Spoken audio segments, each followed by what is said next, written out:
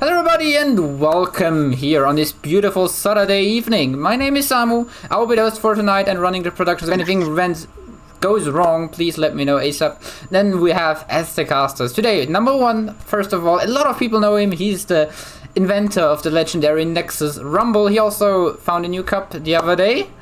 Where you finally where he finally brings in the cups into cups, so we shall see. And on the other side, we do have someone. He's a little bit unsophisticated, but he's decent. It's Halkun06. Welcome. Well, I'm glad to be here. First time final caster here. Hopefully, don't run it down too much.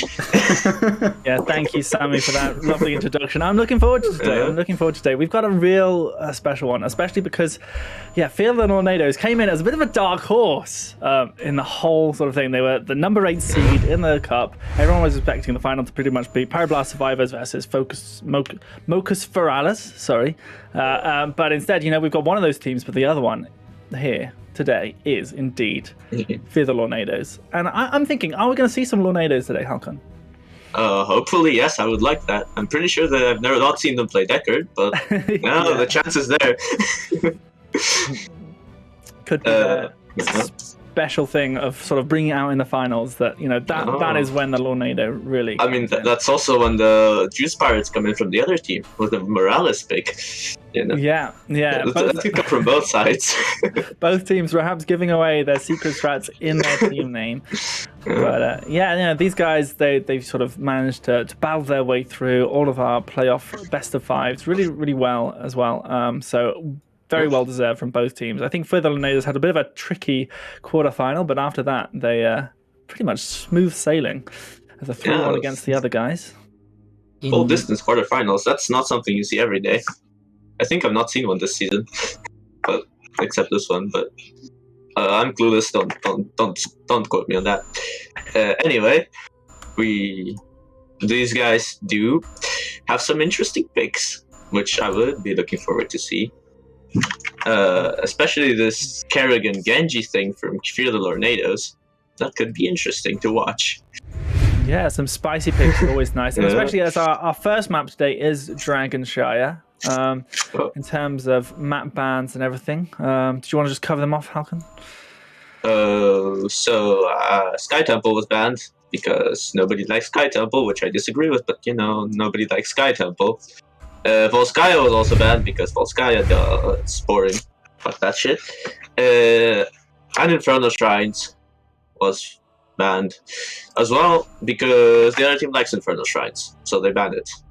Yeah, it's pretty incredible. I mean, we can look at the stats right now for Fear the Lorenados and see that the most played maps for them was Infernal Shrines, Volskaya, and Tomb of Spider Queen. So banning out Infernal Shrines, very well sort of played here from Mocus Forales. I mean, it is curious that they do have 4 picks on Infernal Shrines since it's their most played map, but they do have 33% win rate on it for Fear the Lorenados, which is interesting.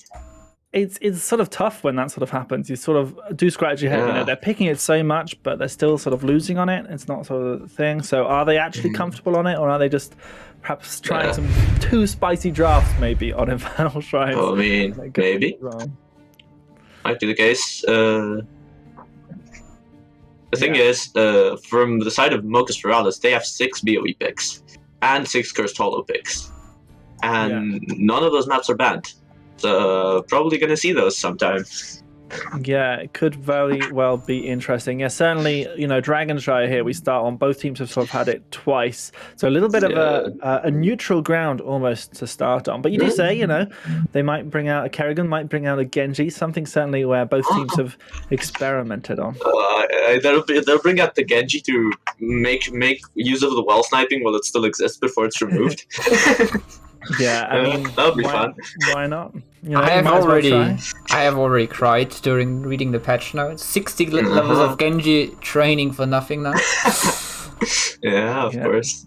I mean, you could do it on most offlaners as well if you snuck around and had the time. So you could also do it with the only thing you could do with the Volskaya first objective, and now that's useless.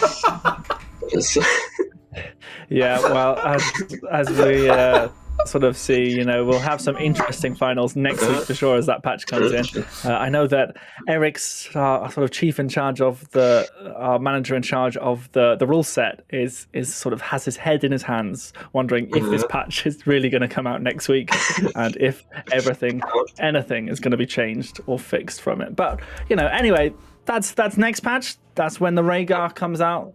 Praise Rhaegod, of course, but this week we're not going to see that. We're going to be perhaps seeing the Mocus Forales play Morales or Alex Straza, which is another big one that they play. I was kind of surprised when looking at the stats. Like, they pick a lot of Alex Straza, but they don't pick Shrines, which is kind of confusing to me, to be honest. But Alex Straza could work. Like, that's just the best map. It's not her only map where she's viable. But yeah. It's also an interesting thought about what they do with the Alexstrasza sometimes. If they go for the Globe Quest, and Johanna is the most picked hero, they might just go for double Globe Quest and then just, stack up those globes on her. Yeah. That could work.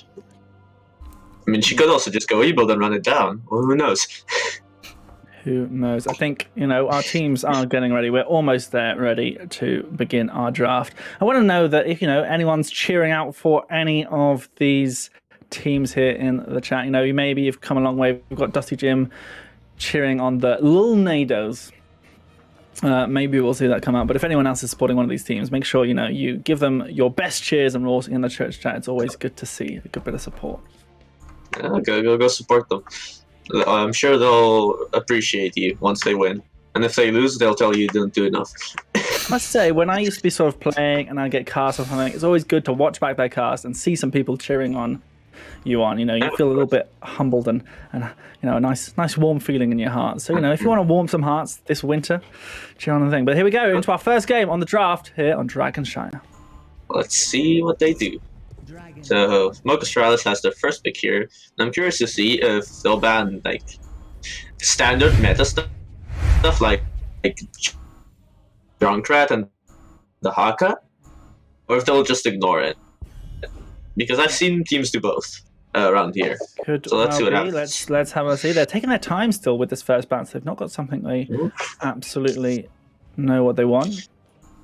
But yeah, I mean, it is hard to know exactly what to ban sometimes. But obviously, Stukov, Junkrat have been at the top of the meta, sort of the consistent bans in most leagues. But Division 7, not always the same as most leagues. And probably Division 7, best play is just to ban the enemy team's comforts. And kind of leave the meta on the side, because it doesn't really matter that much, I suppose. But let's see. Yeah. It's a Stitches ban, which is actually a comfort. They played in the semi-finals on Dragonshire and won with it, alongside Kerrigan. So yeah, pretty nice ban. The Johanna ban as well, another comfort. Or Mocus Forales. So already we see the tanks pool being reduced. Johanna gone, Stitch is gone. The main ones left, I would say Garrosh, Diablo could be seeing through, but these teams not necessarily always picking those ones up. Diablo is certainly a thing for Fear the Lorenados, so perhaps Mocus Forales will be thinking about that as the draft goes on. We also have betting set up, so if you think Mocus Forales will win game number 1, exclamation mark bet A in the number of points you want to bet on them, or exclamation mark bet B for Fear the Lorenados if you think they will win game number 1. Another comfort ban coming in the Lunara. People are just looking at the stats, seeing the top heroes, and banning them, which is what they should be doing probably. Yeah, especially at this point in the season, you really do sort of have to sort of agree that if they've been picking this Lunara non-stop and you don't have the tools to deal with it, or you don't want to have to deal with it, just get rid of it. Get that ban going. That's just Stukov ban. It also makes sense. Might not be the most picked hero. It is one of them, but Stukov is just broken, so might as well ban it. Especially a lot of people recently started playing more and more this evil variant of Stukov, which is just really annoying on points, and with Dragonshire being a lot about this point fights, definitely a good pick. Yeah. It's a Vala first pick, which is interesting. Yeah, Vala's the big DPS in the meta right now, but can be quite vulnerable if you don't have the correct support. And, even at this level, you've got to make sure that you coordinate that sort of level of healing that Vala requires. That's what the Morales is for. That is what the Morales is for. You're absolutely right, Halcon. You see Cassia being picked up here and Brightwing, that top support here for Fear the Lorenados. I mean, kind of expected to see Brightwing early. If she's not banned, it's kind of like everyone picks her. So Cassie's kind of weird, though. She's not that common anymore. No, she still sort of has a reasonable amount of DPS, and perhaps Oh, yeah? is looking to try and shut down this Valor. Good Deathwing. Huh. Yeah, and that's a 4-man Deathwing, by the way. So that's a Yeah, looks secondary, like it. you know, that's the DPS pick, which is sort of fairly common for Deathwing these days. Yeah, he usually gets picked in that role unless he's countering Red Star, which But I like- he could be used for in this map. I like the priority on Dahaka here. You know, they've said... Daka! Yeah, Samu is very happy. Hey. I mean, it's that sort of thing of picking up that global hero in the off lane just before the ban period, so you can look to ban out an off laner now in the next ban. It's a Nice Tychus strategy. ban, which probably means they're going Diablo. Or some other tank that doesn't like Tychus, which is pretty much every tank except Varian at this point in the draft. Yeah, and we But could maybe see- this forces out a Diablo ban from Mocus Forales. Well, here's the thing: they've got the Valor, and when they get 16 with the Manticore, the Valor can deal pretty well with the Diablo. That is a good point as well. It's a Leoric ban, wanting the soul lane priority, which Leoric does, I think, beat the Haka. I think someone could say I'm wrong, but Yeah, Samu's definitely the offlane expert here, I'd say. Out of Daka wins everything. Change my mind. certainly almost does in this patch. Let's be honest. But yeah, obviously Leoric there as well to sort of prevent any sort of soul sucking from the Deathwing. But we see Thrall being picked up by Zadina and May here by Factman.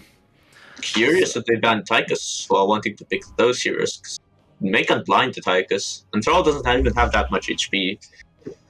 I guess if they just banned it for the Odin potential. Yeah, well, I think sometimes Sure. you might be thinking, May can blind the Tychus, but sometimes if that misses or whatever, then the May's sort of a sitting duck to being shredded down by the shield. So That is a good point. We see the Alexstrasza and the Nimburak. yeah, something that someone in the chat did call out already, a sort of a big sort of thing that is probably going to be an Alexstrasza ban here, pick even from Mocus Forales. So last pick here for them. They're looking to pick up their second DPS here. I'd like to see something, either with a lot of wave clear or a lot of camp clear. You really can sort of adapt anything right now in this, but it could well be. Oh, it's a lead. Dang. Do you see a pretty nasty combo from Fear the Lorenados with the May Ice Wall into the stun with a lot of damage coming from Ming Cassia and for having another road Brightwing with the Pullman from the others? We have a really chunky combo though. Yeah, I mean, for sure. But like, from the side of Mocus Forales, I think the ring condition is just get them into the fire and win while Vala does damage. While from Fear the Lorenados, it's probably Ice Wall into one of Thrall's ultimates and a Ming one shot. Yeah, we're gonna have to sort of wait. I think certainly Fear the Lorenados, they could pop off really well in the late game, but it's whether they can sustain the pressure from this sort of early game Mocus Forales, and then even then Deathwing in the late game can be certainly quite deadly.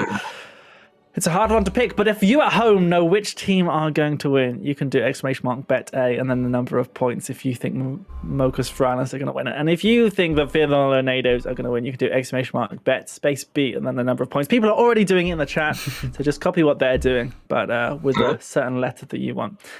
It's time to gamble, guys. Sammy, which way are you thinking this is going to go? I think it's a rough one. If Mocus Forales is able to abuse the Haka, I think they will be able to win it. Yeah, All they right, got the global and as we're advantage. loading into this game, number one, take it away. Transparent and Halcon. Thank you very much. So who's starting? Am I starting? Are you starting? You take it away, Halcon. So on the left side, we have Mocus Forales with Cap Barney on a Nubarak, Ziggy on Vala Merc on Alexstrasza, Topher Freak on the global thing, and Taylor Walks on Deathwing. Big fat dragon, he's even taunting. Yeah, but on the other side here, on the red team, we have Fear the Lorenados. It is Fragment on the May, Fengshen on Leeming, Voltages on Brightwing, Crumply on Cassia, and Zadina here on Thrall. We see the Q build Alexstrasza, which is most healing, but also if she gets low, she can't really do much. So we'll see how Lorenados can abuse that, if they can at all. Yeah, and so, the stacking we see here on Cassius, so they really are aiming for that later game points here. Yeah. Obviously, the healing on Brewing as well, so that's going to help with perhaps a little bit of rotations to the top if the hacker is proving too menacing for them. It's also W Valhalla. And, interestingly enough, protected on Deathwing, which I guess is randoming one shot. But that will make him as less sustained in the early game, at least. Yeah, no, obviously you sort of said Q build here from Alex Straza as well, so no globes to heal up that Deathwing, which sometimes can be the pick if you're an Alex Straza. That's a good point. Didn't think of that. Both teams doing their camps, as usual. Yeah, no real early aggression from either team here, just sort of staying steady, staying fine, behind the lines, no real aggression. I'd like to see a bit more, perhaps, from the blue team. Now, on top side, the Hawk is already close to half HP. The Thrall is winning for now, which he should be, honestly. As long as he just blows his abilities and then runs away, he should win against the Haka. Zadina is a menace in that off lane, but right here, down in the bottom here, we have a little bit of a contesting point here. Vatman and Captain Barney have both stepped up. Voltage is trying to keep people alive. Feng Shen trying to poke away, but Ziggy is slowly clearing the wave, trying to get that pressure out in the off side of it. But it looks like the red team are slowly winning this over as they've just got Deathwing stuck in the mid, and Cassio has come down to bot to join the red team. Nubarak also forced to E out there. He needs to be more careful in that. He lost half his HP to an orb, which is not what you wanted to do, to be honest. And now red team has the Dragon Knight pressure, which they're not going to get because Deathwing is just sitting mid. Yeah, Taylor Wax is literally just sitting mid, making sure they get that soak. And, that can work on Dragonshire, especially in the early game. Soaking that mid lane XP is so important. But Cassie actually rotating bot, not really getting much here. Here's some stacks, I guess. And now midwave is getting lost, but never mind, Ming is going to get it now. I like this exchange. They've moved Cassia to the bot lane so that she can get some proper stacking going on that level 1, rather than Li Ming, who didn't need to get it. And so Haka using the burrow, but that's late. He's not really going to get much here. It's a bit of an overcommitment, especially as the blue team sort of already pushed back the red team. But ultimately, as long as he waddles back all the way top to soak some XP. Meanwhile, Deathwing has it. Deathwing's going to take over. Good awareness, not missing that XP. Perhaps, Dahak said, I can't lane versus this Thrall. Deathwing, you take over. Deathwing also can't lane versus this Thrall. Yeah. Gonna be a bit of trouble, but a nice engage here already from Captain Bunny. They're gonna try and do some sort of peel for the rest of the blue team. But Feng Shen is just shooting these low. orbs. Huge orbs here from Feng Shen.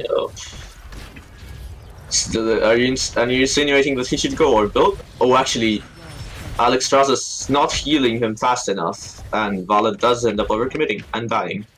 First blood for Lorenados. Feng Shen has gone Charge Blast here on level 4. Not the orb resets, so not looking to get that extra poke because, the Anubrak beetles can often interrupt that. But Feng Shen still trying to get some value here in the middle. Also has gone Seeker, by the way. I like really it. Looking to hit those skill shots. Huh? You want to aim your skill shot instead of going in. I like it. No rundowners. Anyway, on the bottom lane, the brawl continues. Cassia going low on mana. She needs to back pretty soon. Yeah, there she goes. So this will give an opportunity for the blue team to push in the bot lane and reclaim this Dragon Shrine. They're not looking too much in the pressure sense right now, as there's a slight XP lead here for the red team due to that one kill they got earlier. I mean, everyone's just scaling, I guess. Nobody wants to do anything aggressive yet. They're just taking their camps and sitting on points. Halcon, is this grand final nerves? Is this that thing where no team really wants to make the big play because it's such a risk that they don't want to lose this whole game and let it spiral out away? But we see a little bit of a gank here at the top lane as Deathwing and Dahaka are both there, ganking in on the top. Zadina pushed off this point. The blue team have now control of both shrines. Yes, but there's nobody mid for the blue team to capitalize on it, so they're just gonna get bot or top back eventually. Thrall is walking on top already. I actually really like the Thrall pick. It does put a lot of pressure on both the Haka and Deathwing, who are offlaning against him. Yeah, so now the red team have this once again. The Deathwing flies down to the bottom lane, bringing everything with him. The sky is falling, but ultimately not able to get a consistent amount of damage. And red team tried to channel the Dragon Knight, but it wasn't quite enough, as the blue team do reclaim the bottom shrine. It's interesting. Thrall went the quest on level 7. He wants the infinite dings. I mean, it does sound good. When you get some good dings, it sounds good. Yeah, that's true. And they're going for the full Beatles build, actually. Just, I guess to block the Ming skill shot, that works really well.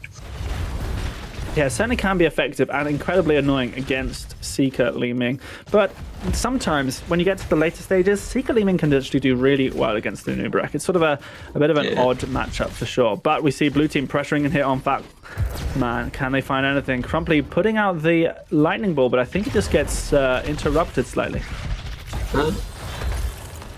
And nobody's dying. Everyone's brawling infinitely. Stacks are going up high for both Vala and Cassia. Ice Wall going out to save the Cassia. That was really good. Yeah, superb stuff here from the red team, as they are only 3 versus 4 in the bot lane, as the Hacker has burrowed down. So far, not really accomplishing much with the global. They have been using it, but not really getting that much value out of it. And now that I say that, I don't get to get engaged, but the follow-up is too late. Yeah, Zadina has just been having a great time in the top lane, obviously getting those stacks on level 7, and is now just pushing and almost getting that well. Ming on the other hand, almost dying to the Vala rundown on her. So, should be more careful than that. But now the Seeker connects on the Vala, but she just runs away. No real chase from the side of the Mei. Like, she's not a tank that can really chase.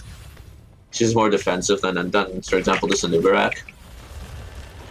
Yeah, so now the red team are pushing here in the bot lane once again. Cassia gets Cocoon. Can they find anything? Icewall comes out, just hits a Nubarak. Seeker, they're trying to get a stun here on Crumply. Does manage it, but no successful damage. Everybody's still playing really safe. Like, not really committing for anything. Nobody's dying. Just fight. And wait till late game to see who wins. Yeah, and this is benefiting both Cassia and Vala. You know, they're just aiming for their stacks here. And, you know, almost 40 stacks on the Vala, that's pretty damn good. Once again, the red team take the shrines. The Hacker is taking the top one. This time, Thrall has been rotated down to the mid to soak the XP, so it is a full-on 4v3 here in the bot lane. But still, both teams not really committing to anything, just hovering around the point. It changes hands from time to time, but nothing is really happening. No Dragon Knight taken yet by any of the teams. Just really slow Dragon Char game. Yeah, it is going to pop off at some point, though, Halcon. You know, at one point there's going to be a kill, another kill after that, and that's when the advantage really starts swinging in one way for a team. In fact, Anubarak might be in trouble, but no, Shrazad comes there in time. So with this, Thrall is just consistently pushing in top, and we'll just eventually get this 4. So I'd like to see the blue team perhaps make some sort of harder push or bigger play here in the bot lane. Honestly, I feel like they could just go top and kill the Thrall. He can't really escape, but never mind. Cassia is getting destroyed, but she survives. She's surviving for now. Brightwing was ultimately put in a cocoon, which was really a good play here from Captain Barney, but Crumply does get away. But the Brightwing did manage to cleanse the Cassia before she got into the cocoon, and she has the level 7 cleanse, so that also heals her by quite a lot. That's what saves the Cassia there. And Thrall is just running down the top lane. He doesn't care about brawling. Yeah, once again, as soon as the Hacker burrows bot, Thrall is just like, right, time for me to push. And has got almost a third of his top 4. Yep. So with this now, the blue team, they're trying to find something. They're still just sitting in this bot lane, trying to do anything they can, but it's definitely a struggle for them. Vada is getting stacked up, and maybe at some point it will be over the tipping point if Cassia once again tries a bit of a deep flank, and this time doesn't make it out. But yet to see here as Zadina and Tofu Freak having a bit of a face-off here. The Sunder was committed, but unfortunately it did not net them a kill. Meanwhile, in the bottom lane, Vala is getting a lot of value on that wall. They got about half of it. No. Ice Wall actually catches the Vala. She might be in trouble now. Yeah, Cassia is cocooned. The Disintegrate yeah. comes out to try and release them, but it's going to be Captain Binding that falls first. Good focus from the DPS here on the side of the red team. Now they're going to be able to take over this bottom shrine and maybe find themselves a Dragon Knight. On one hand, it was good of the Anubrak to peel for the Vala because if Ming would be able to hit the Vala, Vala would be dead. But on the other hand, he did die for that. So, yeah. Yeah, It's unlucky that Vala got caught there. And they get the first PK off of it. Really nice. Yeah, it's and it's going to get some nice XP. For them. They are just going to try and maybe stall it out a little bit, maybe thinking about where to go with it.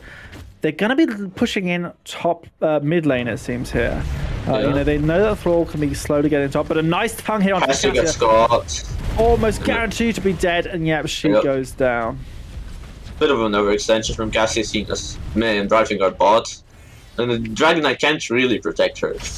Anubrak engaging, but he's by himself there. That won't get anything done.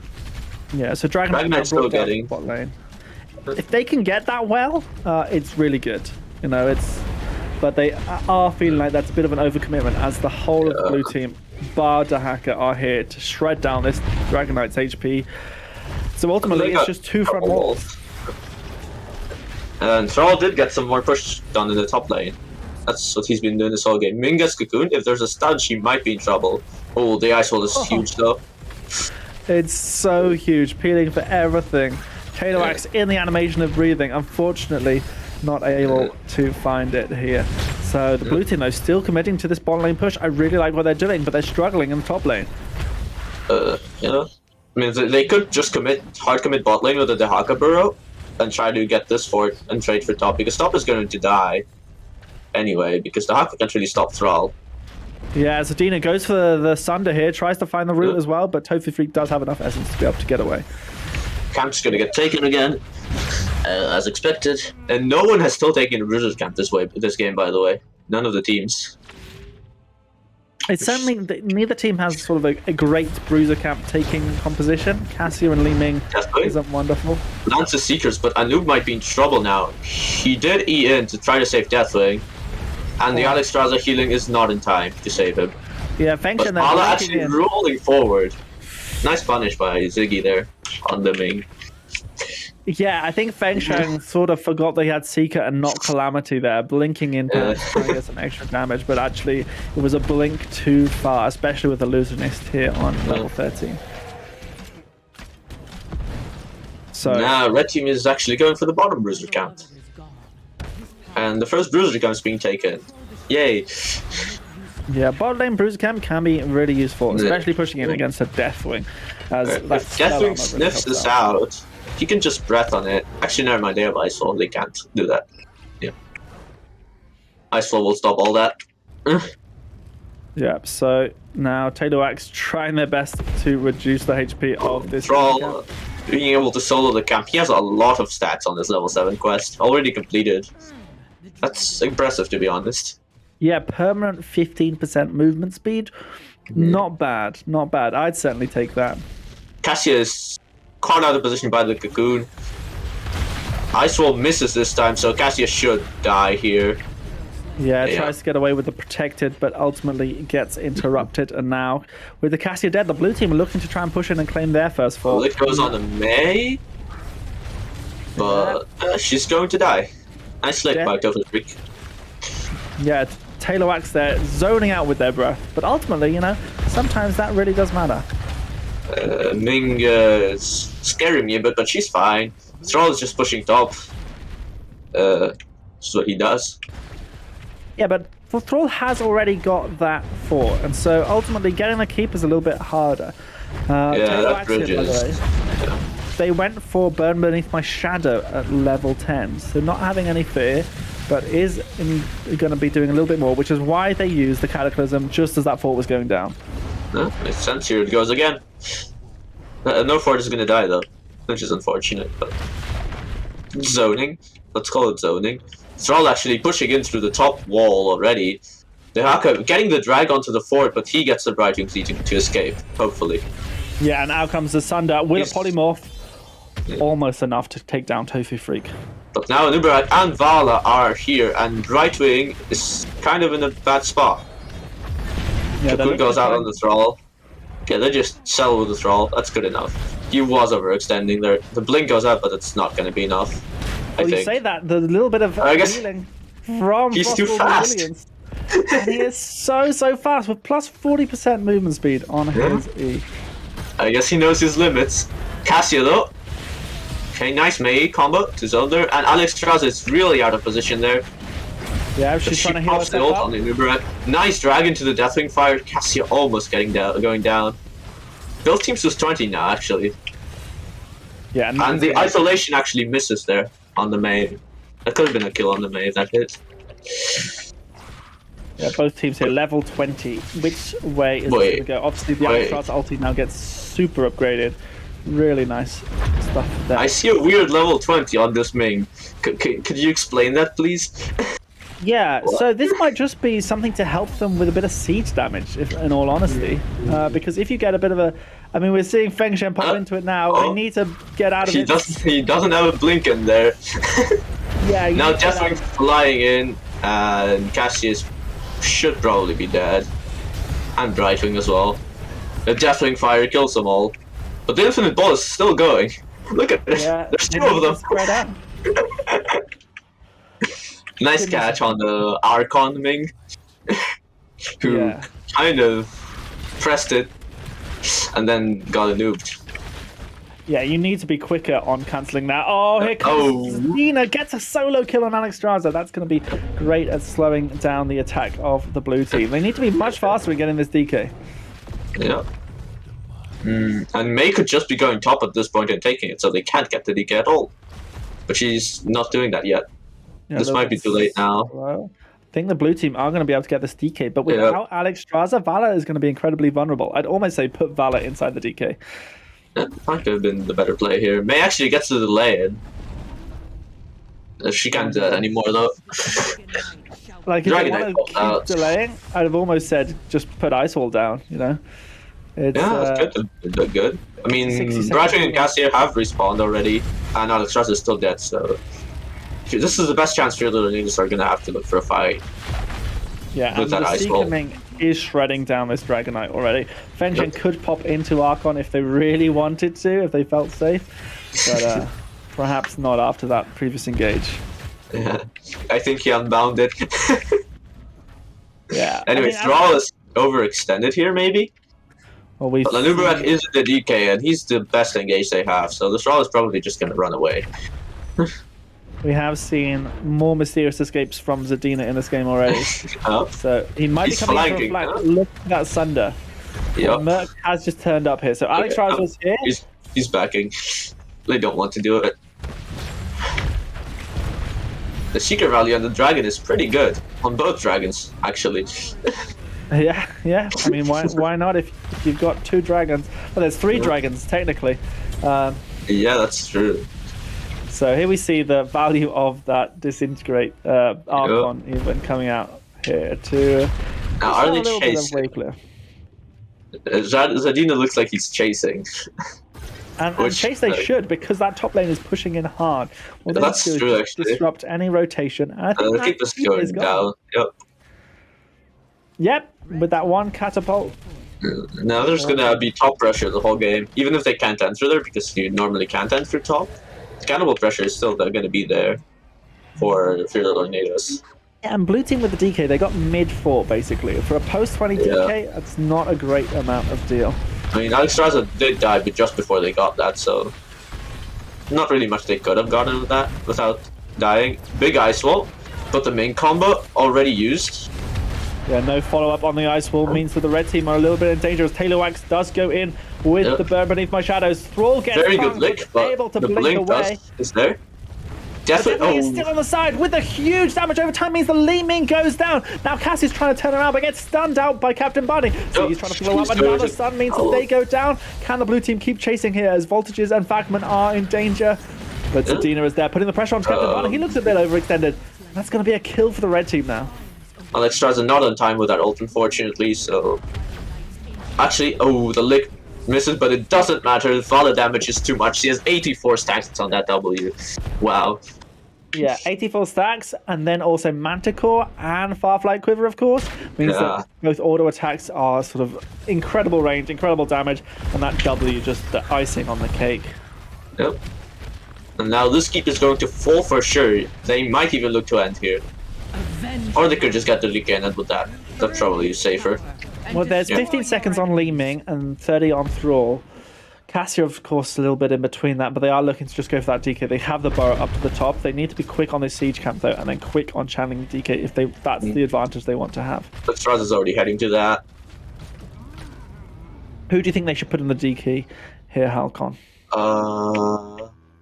Not sure, actually. I think the Haka. Because Deathwing brings too much damage to, like, he's been carrying these fights a lot with the Vala. But it's a Deathwing anyway. And are they going to be going for the core? Or are they going to brawl this game out some more? They almost should. Like, the rest of the red team, bar Vala, need to be focused on zoning away this Li Ming, on doing the damage. So Vala is the one taking the damage right now. Looks like they're going for the core through mid-keep.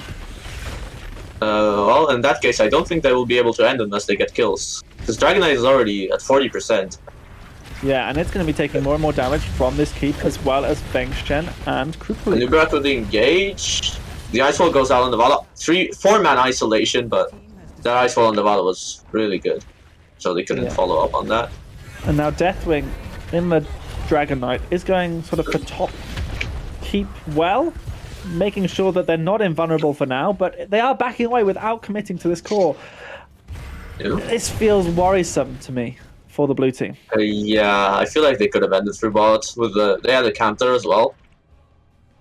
Yeah, maybe they just want to play it safe. They're obviously a little bit worried about top lane pushing in, but it is 2 catapults right now, and they do have to hack it, but it is going to be the Deathwing goes down, the Death Knight goes down, with Deathwing inside him. Yeah. The dragon inside the dragon. Too many dragons, Halcon. It's too many dragons. The Haka has Z for this. I'm not sure about Pure Lorenados committing here. The Deathwing Fire is really big on that point. And it looks like Mei is going down. Yeah, and it looks like Mei is falling lower and lower, and that is a good kill here for the blue team. Can they finally try and find a little bit more pressure? That Deathwing Fire put both Brightwing and Cassie at 1 HP, so they couldn't go in and help the Mei. That was a really big fire. Yeah, so now the blue team in the bottom lane. Blue team not pressuring the core right now, instead going for the bruiser camp that pushes in on a fort lane. Thrall? Thrall, though, doing a lot of damage to this Deathwing, trying to find something, but will get cocooned by Captain Barley. Feng Shen trying to get them out. I feel like there was a bit of a desperation move that didn't work. But Feng Shen gets the kill on Deathwing here in the top. And that's going to be a valuable kill. It turns into 1-for-1 with the Thrall. Nice catch by Feng Shen. Really good catch. And that stopped them getting this bruiser camp as well as doing anything in this time that they felt they had an advantage. I mean, they could still get the bruiser camp. Mei's still dead for 10 seconds. Instead, they're just walking. There they are. They're gonna get it. And the next Dragon Knight will be up when Thrall and Death will respawn. In this little bit of downtime, we can have a little look at the stats right now. 104k damage on the Valor. Incredible amount. But not only that, Zadina has over 200k of siege damage, practically from just pushing in that top lane non-stop. Yep. He also has 95 stacks on that Maelstrom weapon. That's how the talent's called. Yeah, it is. That's a lot of damage. There must always be. Yeah, and it will all add up as they do this. But Fagman is trying to sneak this top shrine. The blue team have sort of ignored that, going for their own bruiser camp, perhaps wanting to force a little bit of the macro play, as they do have 2 keeps down. But we have a little bit of a pause here. Halcon. Oh, that's unfortunate. Anyway, like the team that gets this Dragon Knight pretty much wins the game. Unless they decide to go for a keep instead of the core again, which could happen. Yeah, it could. Definitely. But it seems like, yeah, we've Zadina has wind rushed out of the game right now and will be trying to reconnect as soon as possible. Unfortunately, they're not on Discord either, so I believe that's probably a disconnect. Yep. It seems to be taking a little bit longer. But yeah, very, very good game so far. It just another moment after Transparent said how many damage Vala already has. She already has 100 stacks on the 1W. That's insane. That's That's like ARAM amounts. The stacks on all 3 heroes with Infinite Quest are all really high. With Cassia, Thrall, and Valha. They've been brawling the whole game. Yeah, I mean, that bot lane was stagnant for most of the game. We barely got a kill until like level 12 or something, it felt like. But now we're sitting at 12 kills to 6. And these guys are just in this sort of stalemate of what they want to do. But the blue team slowly wearing down Fear the Lorenados. Of course, Mocus Forales was the top seed for Division 7. Fear the Lorenados being the bottom seed. But ultimately, Fear the Lorenados doing a grand job here in this grand final. Not doing bad at all.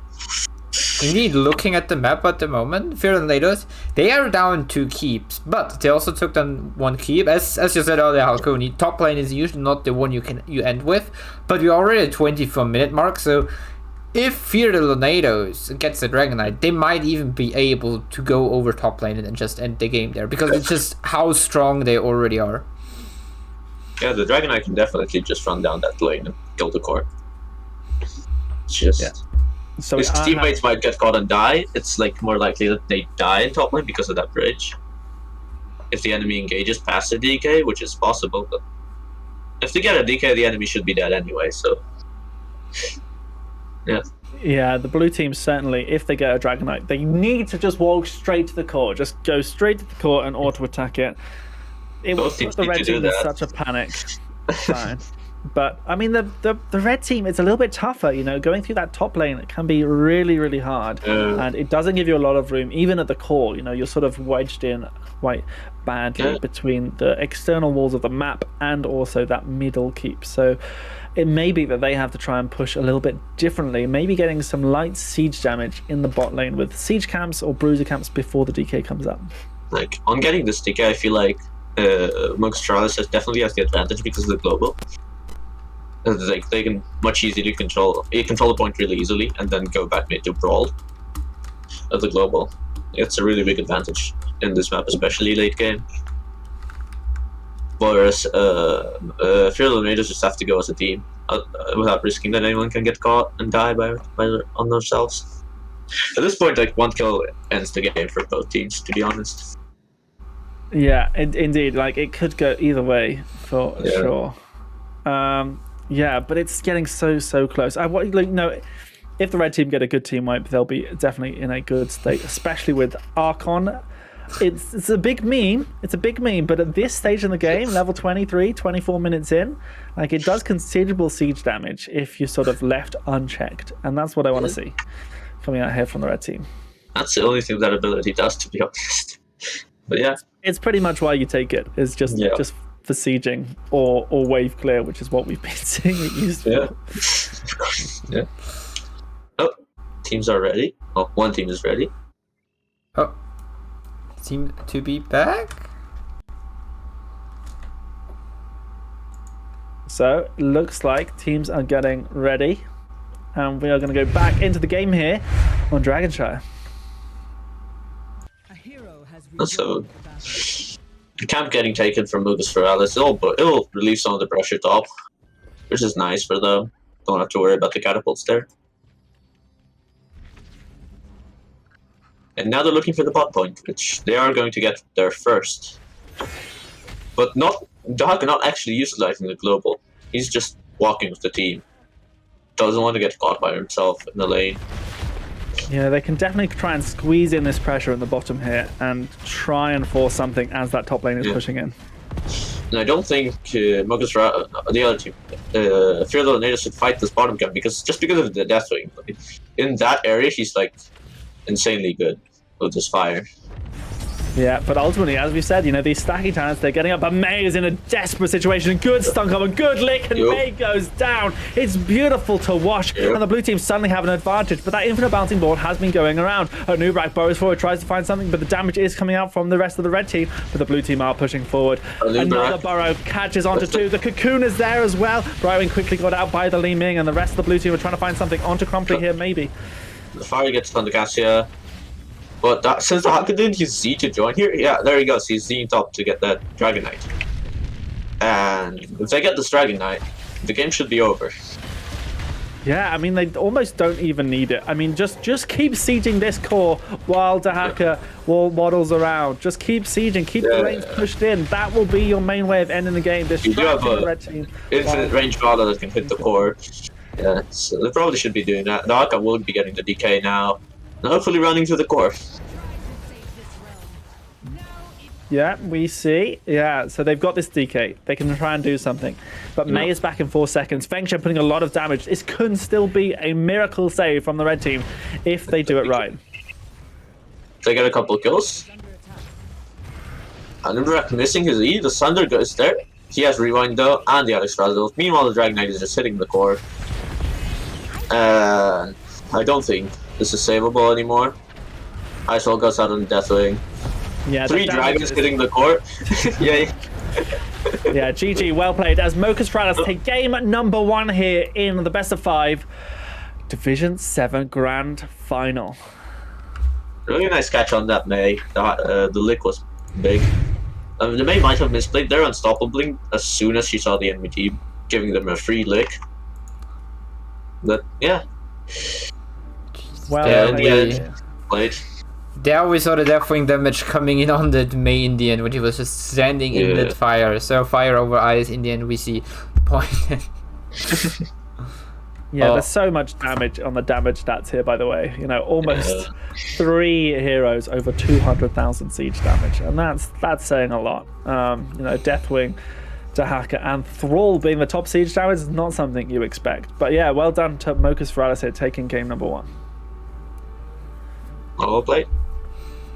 Yeah, especially when you think about it, the Dahaka and Deathwing, they were in dragons. They were hitting structures with the dragon. Meanwhile, Thrall, he wasn't. He was hitting structures with his hammer. Indeed. So you can always argue for high siege damage stats, but especially when looking at Dahaka and Deathwing, they were in the dragon. This gives them even another boost, but Thrall wasn't, which is a very, very interesting thing to think about, because Thrall in the early game took the top forward. He even pressured Keep passively and slowly on the top lane, which was really huge for Fear the Lorenados, but it wasn't just quite enough. It's one last team fight, as you mentioned, just one fight in the end or one kill would have been enough. The game was pretty even up to that point, but then just Mei dies, Dragon gets capped, and the core dies. Meanwhile, Fear the Lorenados is going for first pick, which makes me expect Cursed Hollow or Battlefield of Eternity from Mocus Forales, because they do pick those maps a lot. Both of them, in fact, 6 times. It is cursed. Yeah, then they pick them themselves, which is sort of an important thing as well. You know, sometimes you get taken to Battlefield of Eternity a lot, and that's why you win there lots. But yeah, they definitely do. So Curse being their pick, if they can win this one, and then they get another map pick, and it's Battlefield of Eternity, they'll be feeling very, very comfortable. The Curse is a good map to definitely take people to on game number 2. Especially if Dahaka is one of your offlane's favorites. I'm kind of expecting the Dahaka ban on this map, to be honest.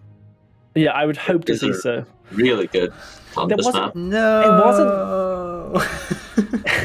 And it wasn't that, you know, it was a oppressive Dahaka play, to be honest. You know, the burrows were a little bit mistimed, I must say. So, you know, but it will just sort of add up. And, you know, towards the late game, where those rotations were really important, that's when the Dahaka really came in. He did get some pretty good licks late game. Early game, his Z's were late, I agree, but late game he did pop off a bit. Yeah, so we'll have to see what these guys want to pick up here on this map. Brightwing surely will be something that comes in as well for the play here of Fear the Lorenados. Obviously, they still have first pick, and they did pick in their first rotation Brightwing and oh goodness, I can't remember, and Cassia, wasn't it? Now the Cassia, I'd like to see changed, but the Ming was still incredibly good from Feng Shen. Yes, that Seeker was. The Seeker did get value, I must say. I'd almost like to see the classic Li Ming Greymane now from Fear the Lorenados. It's not something that they sort of often play. That could be good with Varian or Anubarak, but I don't think those are tanks they play either. Yeah, they just need something to take the camps here and do a little bit of the macro on the map. Honestly, Hogger. Just pick Hogger and do all the camps. I don't think they play it, but I'd like to see that. That's fun. Yeah, and it looks like they are having to pull in a sub right now on the side of Lorenados. Lorenados. That's the word. Thank you, Sam. Is Riz the sub? Because that guy is the level 999 Kel'Thuzad. Yeah, so I think Zadina was an emergency sub for them, and now Riz is taking back over after the sort of normality has resumed a bit for the Lorenados. Well, maybe Kel'Thuzad will be banned then. Because like seeing a level 999 on the enemy team is scary. Yeah, it definitely can be. But it doesn't mean anything unless you can play a lot of games in versus AI, and that's true. I mean, you can also try to play around it. Try to make him pick the Kel'Thuzad and then go for a Divicom. Like pick up Zeratul Diablo or something, or even Anduin with Light Bomb to pair it up, and just look for something to kill him when he's on that one certain hero. So you don't have to necessarily ban it. You can try focusing around it, but he will definitely have and knows his way around Kel'Thuzad, so he might have some things prepared in his mind against those sort of counter drafting. Oh, we'll see. Certainly could be. And of course, we got some people shouting out, cheering on for the Lorenados, like Gartik in the chat. If you're cheering for any of these teams, either of the teams, or if you just like how one of them are playing, make sure you cheer them on in the chat. It was always so nice to see if you're a player watching the VODs back. And, maybe they're just keeping a small eye on chat from time to time. There is a delay, so, it's not too bad. Give them a big shout out. I'm really excited to see what Phil Lorenados could bring out here to try and pressure down Focus Morales. But ultimately, maybe the Alex Raza or a medic could appear from Mocus Forales. Yeah, if the stick of his band, I'd expect another Alex Raza pick from Mocus Forales. They seem to like it. And it did do well last game. Yeah, and it certainly seems like it could be something. We are almost going to get into our draft on Cursed Hollow. I'd like to see the Dahaka pop in again, and maybe that Kel'Thuzad would be fantastic to watch. But perhaps we're not, graced enough to see Riz's Kel'Thuzad. I mean, I'd assume that the Dahaka would be picked or banned for sure on this map. And that thing is also really good on the bosses and stuff. And also actually, stalling the on the objectives. The Deathwing Meteors, like stalling objectives for ages, has been really annoying on maps like Cursed Hollow especially. Yes, for sure. Might be something Getting into the draft. So here we go. Game number 2 here. Cursed Hollow. Mocus Forales versus Fear the Lorenados here in our Division 7 Cup Grand Final. What are these bans going to be, Samu?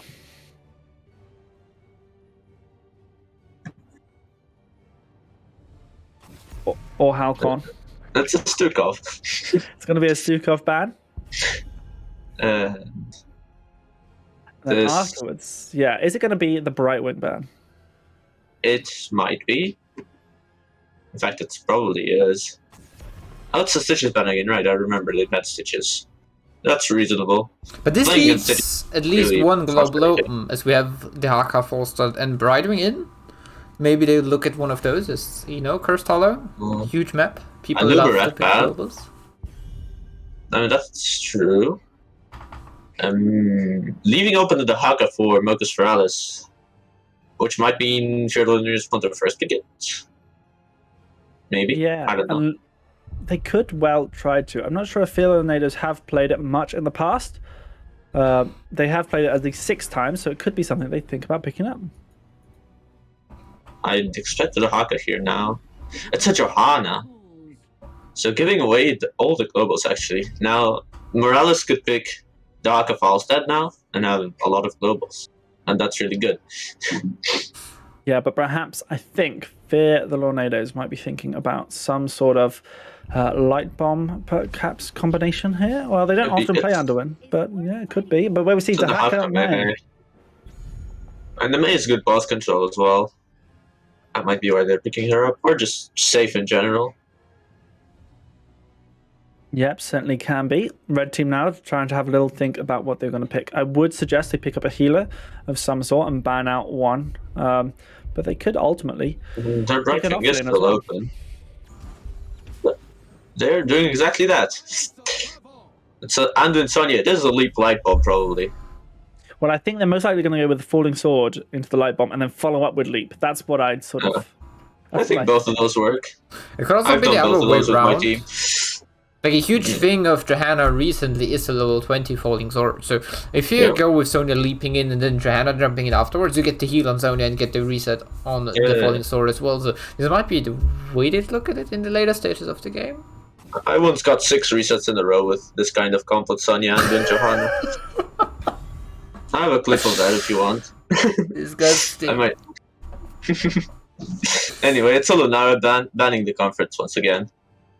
Yeah, and now it is just, a case of the DPS for Lorenados. So they'll be looking at banning out support here, I would expect. But no, it's going to be that Deathwing ban. They really don't want to deal with that. Samu calling that out earlier, of course. That's reasonable. Yeah, Taylor Wex did do a lot. Taylor Wex looking really strong game 1 with the Deathwing, having this Q damage in and stuff. And we get a little bit more of a comp which does not mind sticking a bit more together, like Johanna, Sonya, Anduin. And they don't have too much to do against it. Yeah. Yeah, so right now we're going to be seeing what they're looking to pick up, and it is going to be Brightwing and Reyna as sort of the auto attack DPS here for Ziggy. I'm not just for camp here with Exterminator. It could be Exterminator. We haven't seen Exterminator played that much these days, but it certainly could work out, especially on Cursed Hollow. A little bit of extra camp clear, and just generally pressuring Sonya at time to time can be quite good with Reyna too. So far, the Reyna's the only thing that does camps, so not seeing the last pick, I would expect an Exterminator. That's an Imperiously thing. It's a triple melee. Very nice. Triple melee. So they'll be sticking Imperious, I would imagine, in the off lane sort of thing against the hacker, and maybe having Sonya do the camps while leaving Anduin and Johanna go and poke around at other places. Yeah, that makes sense to me. Let's see the last pick. I would really like a Jaina here from Mocus Forales to really punish that triple melee. Yeah, you've certainly got a lot of things that could go. And it is a Jaina! Yay! Look at you go, Halcon. Look at you go. I didn't even know they played Jaina, but yeah. Oh. But like, Jaina can get infinity resets and roots on the triple melee, which is really disgusting. Betting is set up, so if you think Mocus Forales will win game number 2, exclamation mark bet A, and the number of points you want to bet on them, or exclamation mark bet B if you think Lorenados will be able to even the score in this game number 2. So yeah, which way do you think this is going to go, Halcon? Well, these are some good comps both sides. I think Lorenados comp is harder to execute, but if they execute it correctly, they can one-shot the Jaina, especially from with Leap Imperious. Like if Jaina doesn't die and is able to get her ease off, there's nothing much they can do about it once they blow their engage. Like they have to kill with that Leap, and if they don't, they lose. And they're also really, really good at boss clumps, I think, with the Johanna and the Sonya. Mm-hmm. And both teams are good at fighting bosses, to be honest. Alright, with the game starting, I give my vote to Mocus Forales for this one again. They sadly have to double close, but take it away, Transparent Halcon. Yep, so here on the red side, on the right in the red, we have here the Lorenados with Riz on Leeming, Crumply on Imperious, Fakman on Johanna, Fengshen on that Sonya, and Voltages on the Anduin. And on the left side in blue, leading this series 1-0, we have Ziggy on Raynor, Merc on Brightwing, Captain Barney on Morales Freak, again under the Haka, and Taylor Wax on Jaina. Or Mocus Forales. Haven't played Morales yet, or Deckard. I'm disappointed. Yeah, definitely baited here by the names. But yeah, no, it is Exterminator here on the Jimmy. So yeah, we will be looking at sort of Ziggy doing a lot of the camps here on this map. I have a 5-man brawl. Nobody's shy. Nobody has quest, actually. So no, the one person who does have a quest to do here is Jaina, looking to try and get that that damage done just so she gets the ice block, but actually not managing to do any chilled damage in this fight. Well, everyone's spreading out to the solis. The Hawk is getting engaged on, but he gets a brighting. He should be fine. Ming was a bit too late to follow up on that. Yeah, and so everyone's just sort of splitting off into their own lanes here as we see the red team start to rotate. Jimmy has gone over to do that early siege camp. And Pierce did not go wave clear on level 1, which means until level 7 he's kind of stuck. He can't really rotate. Because he'll never have Pry on the wave. Yeah, so unless he's gone himself. burn the Impure, which will help a little bit against sort of Mei and Dahaka, but ultimately might be a little tricky. But as we see, both teams sort of sticking around in the mid lane. No one prioritizing a lot of camp clear just yet. And Rainer's just doing that. And Lorenados are not responding yet, which might be bad for them in the long run. Absolutely will be bad. They will have, you know, The Hawk actually is bad finger in his stasis, but he should be out. Yeah, this mid camp though, if blue team can push in really, really hard in the mid lane, the Reds have a lot of trouble. You know, Riz is going to struggle to clear out a bruiser camp like this from the blue team. Sonya probably needs to find a way to rotate up here to clear it, otherwise they're going to have a lot of trouble. Yeah, so they've actually sent Ming to help clear top lane, but yeah, it's going to be the mid lane that gets a lot of pressure from the blues right now. Sonya is rotating up there, but someone will need to catch bot, so... Oh, never mind, she's doing her own camp. Yeah, and actually, you know, the blue team not stepping forward as aggressively as they can do. You know, maybe they've only just realized that the 20% spell armor is actually incredibly good against Ming this early in the game. Yep. And so yeah, the they're wall going to get a will whole go front down. wall. I say whole front wall, I mean, you know, a whole one tower gate and... No, Sonya Miller actually timing the bot camp, which is very nice. I feel like you should time that camp. Like, top did pretty much nothing for the blue team. Yeah, it's sort of very dependent, and obviously if you are on the opposite side of the map, getting it timed is far more important than if you're on the same side. So here, right now. It's not as important in this case because the Hawk is global, so he doesn't really care.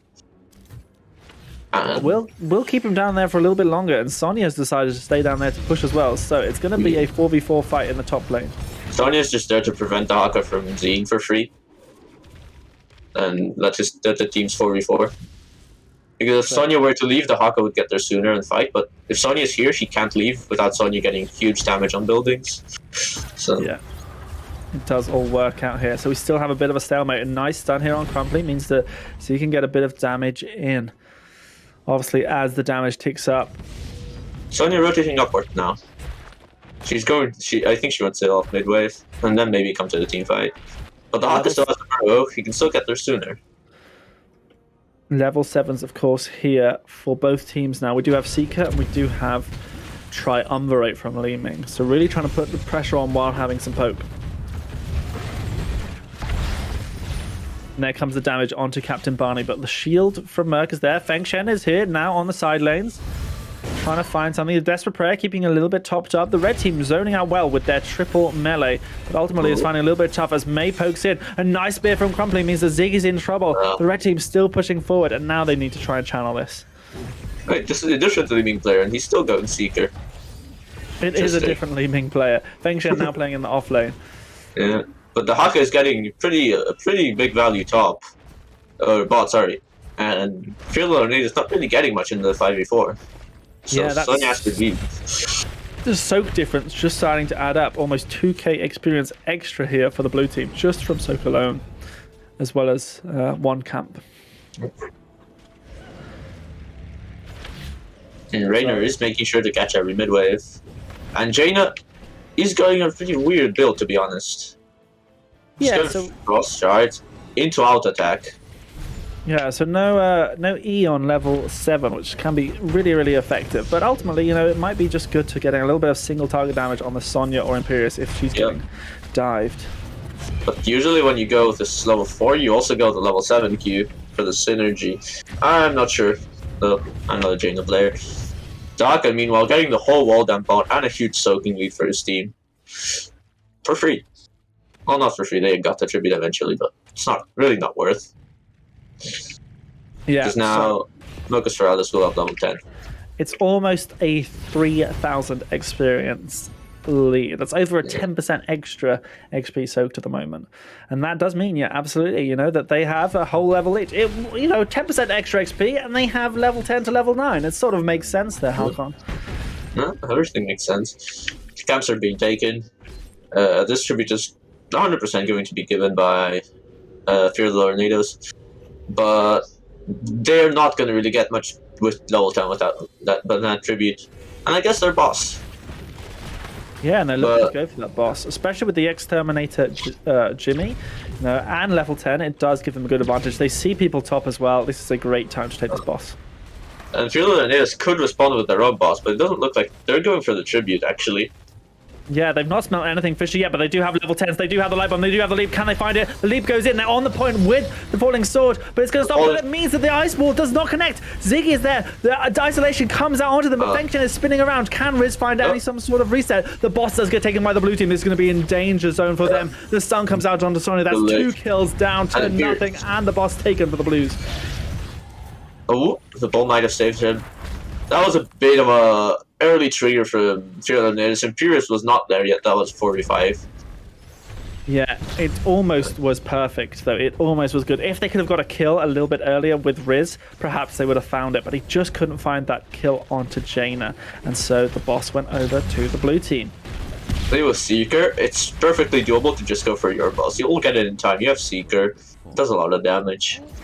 Yeah, I definitely don't think they expected this boss coming out from the blue team, but it has put them in a really good standing here right now. They're 2 levels ahead. They got the mod for it. A really nice spot for them to be in. However, the next tribute is not in a very favorable position for Mocus Forales. It's kind of hard for them to fight into this. Yeah, so now they are just trying to take a little bit of extra siege damage here in the mid lane, taking that fort, taking the well, and a big mid wave means that they can now run away. And they don't have to worry about anything else. The next thing on the map is this tribute, and they can firmly say that the red team will not get the boss under their noses now, as there's nothing on the bottom of the map to even think about for Mocus Forales. The blue team does have level 13. So I'm curious if Fear of the Lorenados will end up fighting for this. Which maybe they will. This is a really good position for them to stall from. Maybe they can manage to get that 13. But Anduin is getting really caught. And he looks like he's going to go down. The Johanna unable to peel with the falling sword, just taking a little bit too long. And so Anduin does indeed die. The silence comes out from Tokafruit, meaning that Imperius is unable to escape with the might of Andurus. Nice interrupt on that. Now the boss will get taken by the Exterminator. And at least the stop port is going to die. Probably more. If Mocus Forales decide to push with the boss. Yeah, so the red team, very fortunate that they got the first tribute of the game. That means that they're in a little bit of a safer position right now. A little bit of space to breathe. Now, this boss will get the top 4 if the blue team push with it, which they're absolutely going to do. But ultimately, the next fight could be level 13 to level 15, and that's still an even talent here footing. And it is a big Blizzard Jaina. Jaina wanting to be safe instead of E-ing them for resets, just standing far and pressing W, which is perfectly reasonable. I just don't think it's fun. It is a big Blizzard build here for Jaina. Yeah, it just gets the fort. They're not willing to push it farther, and they shouldn't. They have a curse waiting for them on the bottom side. So, yeah, but I like this. They've left the hacker there, but the rest of the team just going mid, and they're already pushing in with this wave. Seems like a really smart move. The tribute has gone online. They're going to get this curse, no problemo. The red team too worried about defending the boss. No, they didn't quite have level 13 yet. no, this is a disaster for Fear of the Lorenados. Sonya might die here, actually. Everyone is running at her. She does have leap to get out. It puts her over 15. The ice wall is good, but the falling sword. It actually fails to cleanse the Imperius from the ring. But he doesn't die anyway. The Ring of Frost landing just after the falling sword, but there's still enough damage here. There we go, the Wrath of Andurus pulling the May over, but they're actually, there's no structures attacking them because of the curse. Yep. It's just the red team trying to attack, and they don't manage to get the kill. The heal is there from right wing. They're desperately trying to find something, but the heal bars are falling lower and lower. Ziggy picks up the kill onto Sonya. Imperius goes down as well, and now the blue team are looking to try and push through this bottom keep while the waves are crashing already on the other two. That was a good try by Imperius, but the Bright Wings EV and the Mei D was too much. They couldn't go through that. Yeah, but what we do know from Mocus Forales is they're not very, they don't like to attack the core until they know they can for sure. And so they're still looking to pick up these keeps. They're still looking to try and do that before they attack the core, but now they're thinking about it. They're going on to it. If they stand in one of these pools and Li Ming gets a combo on them, they could be lights out for He's them. standing in it. The Falling Sword goes out without the light bomb to engage. Sleep misses. Imperius Q misses. I feel like they're panicking at this point. Yeah, the core health is slowly going down. There are catapults on it from almost every direction, and now they're feeling a little bit vulnerable. But the blue team's still looking to peel themselves away as their boss is up in just 5 seconds. I mean, going for the safe way. I feel like they could end here. They drained Drana and Sonya used their ults already for nothing, so they could have maybe stayed in force. But like going for the boss is pretty much guaranteed end at this point. Yeah, it They have does level sometimes 16 with it as well. feel quite scary when you're trying to sort of attack a core when the whole enemy team is still up. Even though you've got this sort of huge advantage, you're like, this could go wrong at any moment. Yep. But yeah, going for the safe play, going for this boss. The red team are too late to turn up to it, and I think it's just going to go straight on this core. And it's almost lights out here for the red team. Unless they get like a team wipe here, well, not a team wipe, a couple kills will be reasonable enough for them to survive. And they need to fight as soon as possible, really. Yeah, they need to run in now. You don't want the boss to be on the court. And It doesn't look like they're doing that though. Yeah, it's, they should be sort of almost staying in these bushes and trying to do a bush party, but no, they're staying back. Those stop catapults are scary, but Imperius actually clears the wave and not the catapults. Yeah, well, I think they're trying to get level 16, but it's just not going to happen just yet. And now this boss is going to be going onto this core. 80% health left on it. Are they going to be able to find anything? Come on, we just need Falling Sword, Light Bomb, Ring of Frost misses. Imperius is silenced there. Icehold is out. Imperius falling lower and lower. The Falling Sword does come out for the Imperius, but he does go down. Core shields are gone. The red team are slowly falling. Li Ming's down. Imperius down. Sonya's down. GG's are called. GG, well played. And Mocus Forales take game number 2 here on Cursed Hollow. Well, that was a kind of a stealth, not gonna lie. Yeah, Pretty much dominating the whole game. Well, you say that, but Fear the Lorenados, they were doing really well. They took the first tribute, but Mocus Forales were consistently poking, and they kind of had that game plan though because they were soaking at the same time. That was the big thing here. Sure. Yeah, especially Mocus Forales there with the Dark on the bottom lane, permanently getting the experience, so getting those validators, gave them the early level 10, and therefore they also got the second tribute and the boss, and yeah. Global value was like huge. Yeah, Leaving the Dahaga through the draft is the first yellow card for Fear the Lorenados here, to be honest. Yeah, but 0 kills here for the red team. It's a little bit demoralizing. Perhaps Cursed Hollow isn't their map. I know it certainly isn't mine. I'm always sort of struggling to do things sometimes on Cursed Hollow. It really doesn't work out. I love Curse. The Aka is good. Vikings is good. Perfect map for me. Yeah. Anyway. I mean, if Fear the Lorenados decide to go for first pick here, we're pretty much 90% chance for go to the PoE. But no, they go map pick and Towers of Doom, which is interesting. I didn't expect that. Yeah, Towers of Doom here. Something that Mocus Forales, they've only played twice in the season compared to the 3 times Fear the Lorenados, but perhaps Fear the Lorenados feel a little bit more confident on it, And maybe they have a pocket perhaps or something. Kerrigan is good on that map. Maybe they rip that out. Well, is going to be banned probably. Yes. It's got on the map, but it's being banned the whole series, so probably going to be banned as well. It's also a good map for the Haka. Yes. It also is another good map for the Haka. Absolutely, Sammy. So as we sort of wait for this all to be set up, yes, they do have the pocket picks here. Fear the Lorenados. They have the Kerrigan, they have the Genji that can work very well on Towers of Doom, and it just could be something the Mocus Forales aren't very well prepared for. You know, we've seen them be really well played here on Cursed Hollow, and they have a Battlefield of Eternity in their back pocket if they need, but Towers of Doom certainly could be a place where Deckard Cain and his Fear of Lorenados comes in and helps them secure a little bit of momentum. Unfortunately, though, this is not a map where you can do juice pirates, and I want to see that. Oh no. I mean, you can try it, but it's not very successful. I don't think you can kill the core with that. I mean, you can, but you could take all the towers. Yeah. But the thing is, you have to wait for your cooldowns every time you take a tower. Yeah, you the also enemy team can just take it back.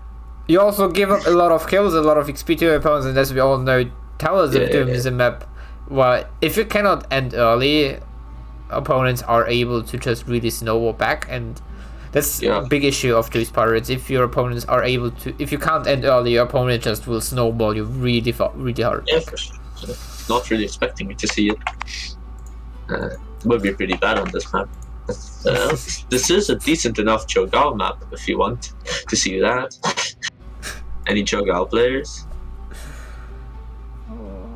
Yeah, Cho'Gall can be sort of a little bit interesting, especially on this map, but let's see what these guys have got under their sleeves. What have they got, perhaps? I would like to see the Stitches maybe come through the bans, but it's unlikely to see.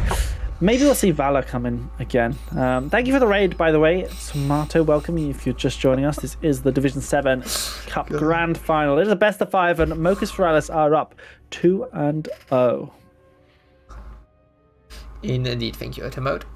Talking about Cho'Gall, this reminds me of one of the last playoffs we had from an A, where they suddenly everyone played Cho'Gall Vikings. So maybe that's a thing. That is a thing, yes. I don't expect it to see it here, but you know, you never know. Anyway, just waiting a bit while the 2 toilet breaks that are going on are stop going on.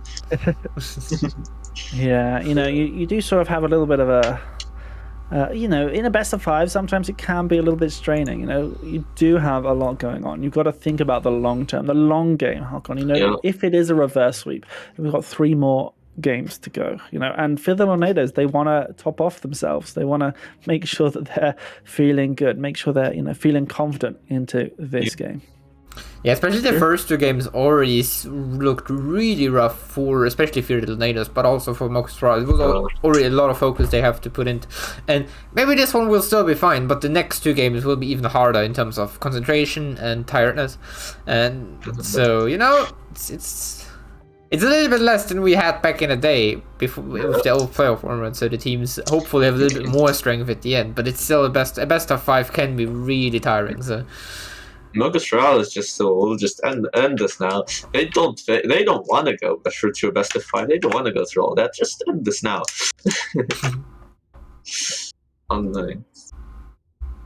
They need a little longer break. Actually, they're planning this out, and maybe we get to see Rizzy Skelthazard now. Strange. Maybe. It could be. It's a fairly good map to go for it, as you can find yourself a lot of stacks. A lot of, brawls going on around the objectives, and getting there and having that late game pick off, which is exactly what Kel'Thuzad can bring to you. It can be super good. And maybe we get to see the Diablo finally. Which supposedly feels one I dislike, but I haven't seen it yet. I would like to see how they play Diablo. I think it's an interesting hero to combo with and play against. Yeah, but long-range poke can be incredibly useful here, especially, Chromie, Lunar, those sort of heroes. I'd like to see one of the teams pick up that sort of thing. Lunara looks like... Yeah, Lunara will be bad, but I feel they just might pick Ming again. I mean, they're likely to pick Ming again. They like the hero, I suppose. Picked it last 2 games. And...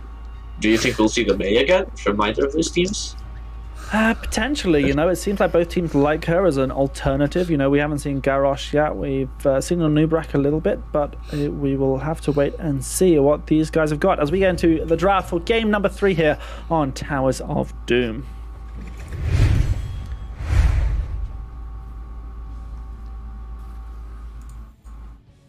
Indeed. Towers of Doom. Great map. You cannot hit the core directly, you only can hit or damage it by channeling the altars. Or with the camps or the boss. So a bit different than all other maps, but it also still gives you the old experience where if you kill a fort or a keep, as later on get upgraded, they give you instant XP instead of increasing the passive ones. The Stitches ban is coming now, I suppose. Or are they surprising us? So they could well leave it for the second ban. I don't know. That seems a little bit unlikely. I would say that they're going to go with that Stitches ban straight away to go with it. There it is. Is Lunara next? I think this, they banned Vala last game because they didn't have second pick. But I feel like with first pick, they want to ban the Lunara and first pick to Vala, just like the first game. It's going to be the Johanna ban, so exactly sort of what we saw in the first game, as you sort of say. That could mean that there's going to be a Vala first pick here for Mocus Forales. Could be. But again, this is going to be Lunara probably. Not expecting much else. Oh, there it goes. Honestly, I actually wouldn't ban the Hacker here because I think they will first pick Vala. The Suka ban is reasonable. Yeah, we've seen a lot of it happen all throughout the league, this Duke of Bans, so sensible to see here. But now it gives Mocus Forales this choice. As you say, do we pick the Hacker, do we pick Vala, or is there something else that we want to prioritize? We know that Fear the Lorenados can absolutely bring out some scary stuff some days, but it's going to be that Vala. I feel like they got the way of picking the Hacker later last game, so I don't think they want to first pick it now. And they did first pick Vala the first game, so I like it.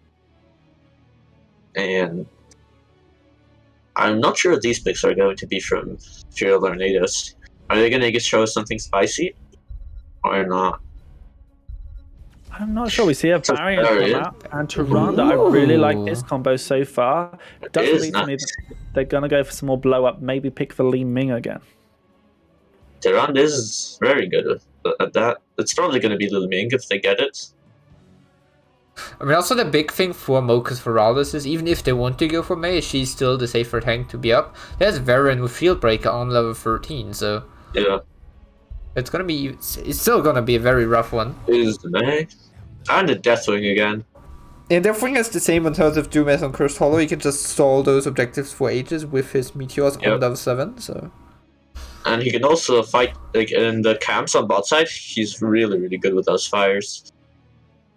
Yeah, certainly can be. And he can be a little bit of a pest sometimes for Kel'Thuzad or other heroes like that because he is permanently unstoppable. Yeah, we might yet see a Kel'Thuzad. The Hawk actually gets banned, finally. To be fair though, some Kel'Thuzads use Deathwing as a like the Glacial Spike they have, the active. They use Deathwing instead of for that. Sometimes because Deathwing, they can use Mei as a Glacial Spike as well, and then also the Glacial Spike itself. So that's all the choices in the world, really. It's a lot of Glacial we've got. I think also would be good with Verita around the setup. We might still see it. I do prefer the Ming, honestly, but maybe the 999 Kel'Thuzad will prove me wrong. We've also seen now Alaric and Dehaka bans, so two offlaners which are great at double soaking gone, so therefore we also might have a little bit of interesting choices there. It's going to be Exul and an offlaner good at double soaking. There's your Kel'Thuzad. It's here. And the Zul to complete some point and click CC as well. So obviously, Zul can go engage with the Bone Prism, then Varian, Tyrande, Kel'Thuzad all follow up with their CC. And that target could be dead. So I'd perhaps even like to see an Uther. Just go double support. But then you don't really have an offlaner. True. You have Deathwing Foreman. True, sorry. Drivewing, it's good at Kel'Thuzad because of the spell armor. But it's not really good into Varian because Varian just reduces the Z on level 13. Yeah, But then he can go shield break, so he has to decide to either go shield break against the Mei and remove her shield, or go for the heal reduce. True. I mean, the heal reduce is also good against Mei because it also heals her. It's a Cassia again. Interesting. Yeah, so a little bit of the stacking, a little bit just extra, maybe even a pull. Yeah, Brightwing Cleanse does cleanse silence. It cleanses everything apart from blinds, I believe. I think so. God, I'm going to seem like an absolute idiot if I said that now. I think so too. I'm pretty sure it does, yeah. But I feel like the bunker could be huge here. But yes, on the betting one-shots. is set up, so if you think Mocus Forales will win map number 1, go ahead with exclamation mark bet A and the number of points you want to bet on them, or go exclamation mark bet B if you go for Forales and believe into the first win of the potential for reverse sweep of them.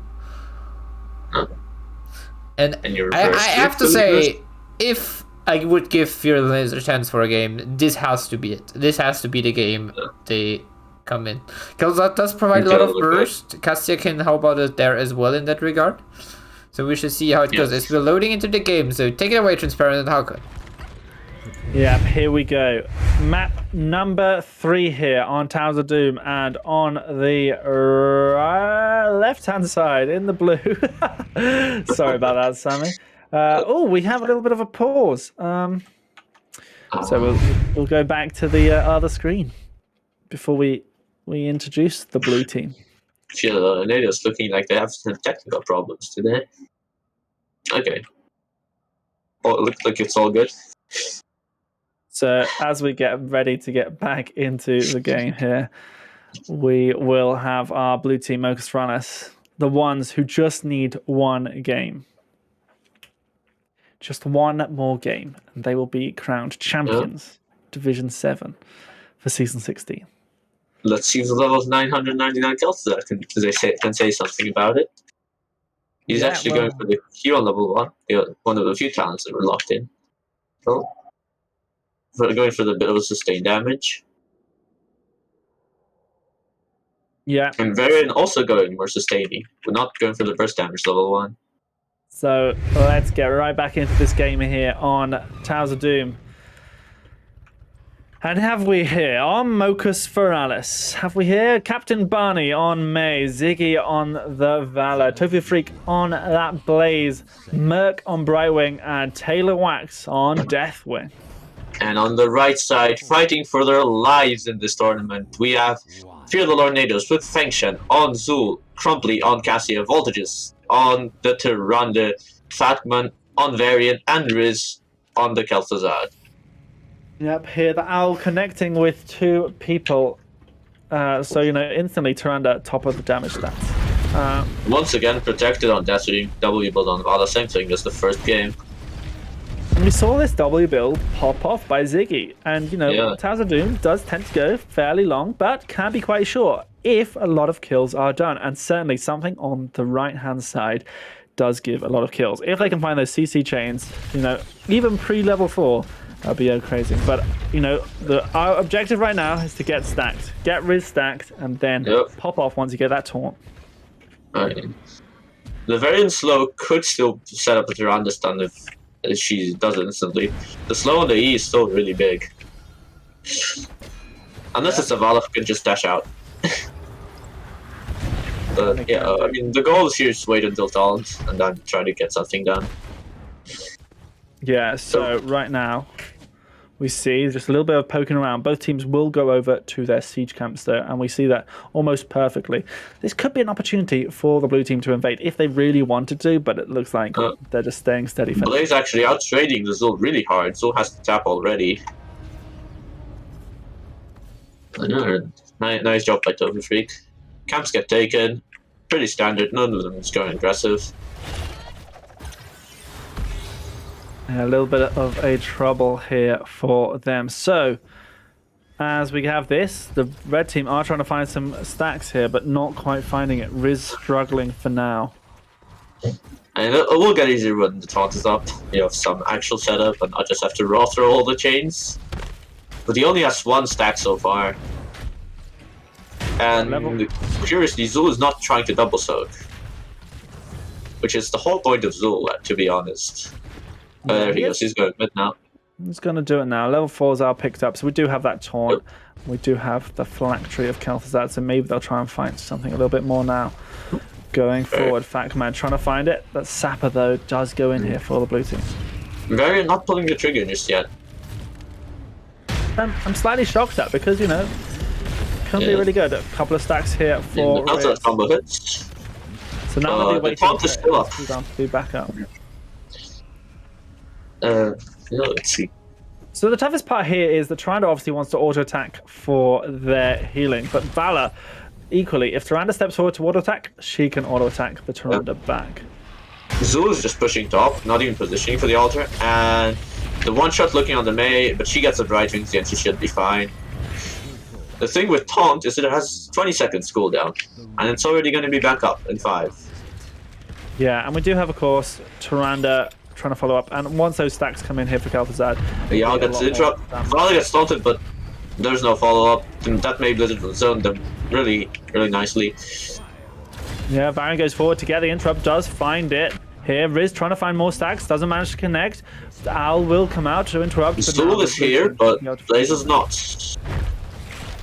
Soul could indeed come down, but it looks like the interrupt is not going to be able to get through here for the red team. Blue team take the advantage here, 36 points to 32. I feel like this was a really missed opportunity by Zul just not going straight to the fight and getting something 4v5. I guess he just wants to play safe on Soak. They're scaling.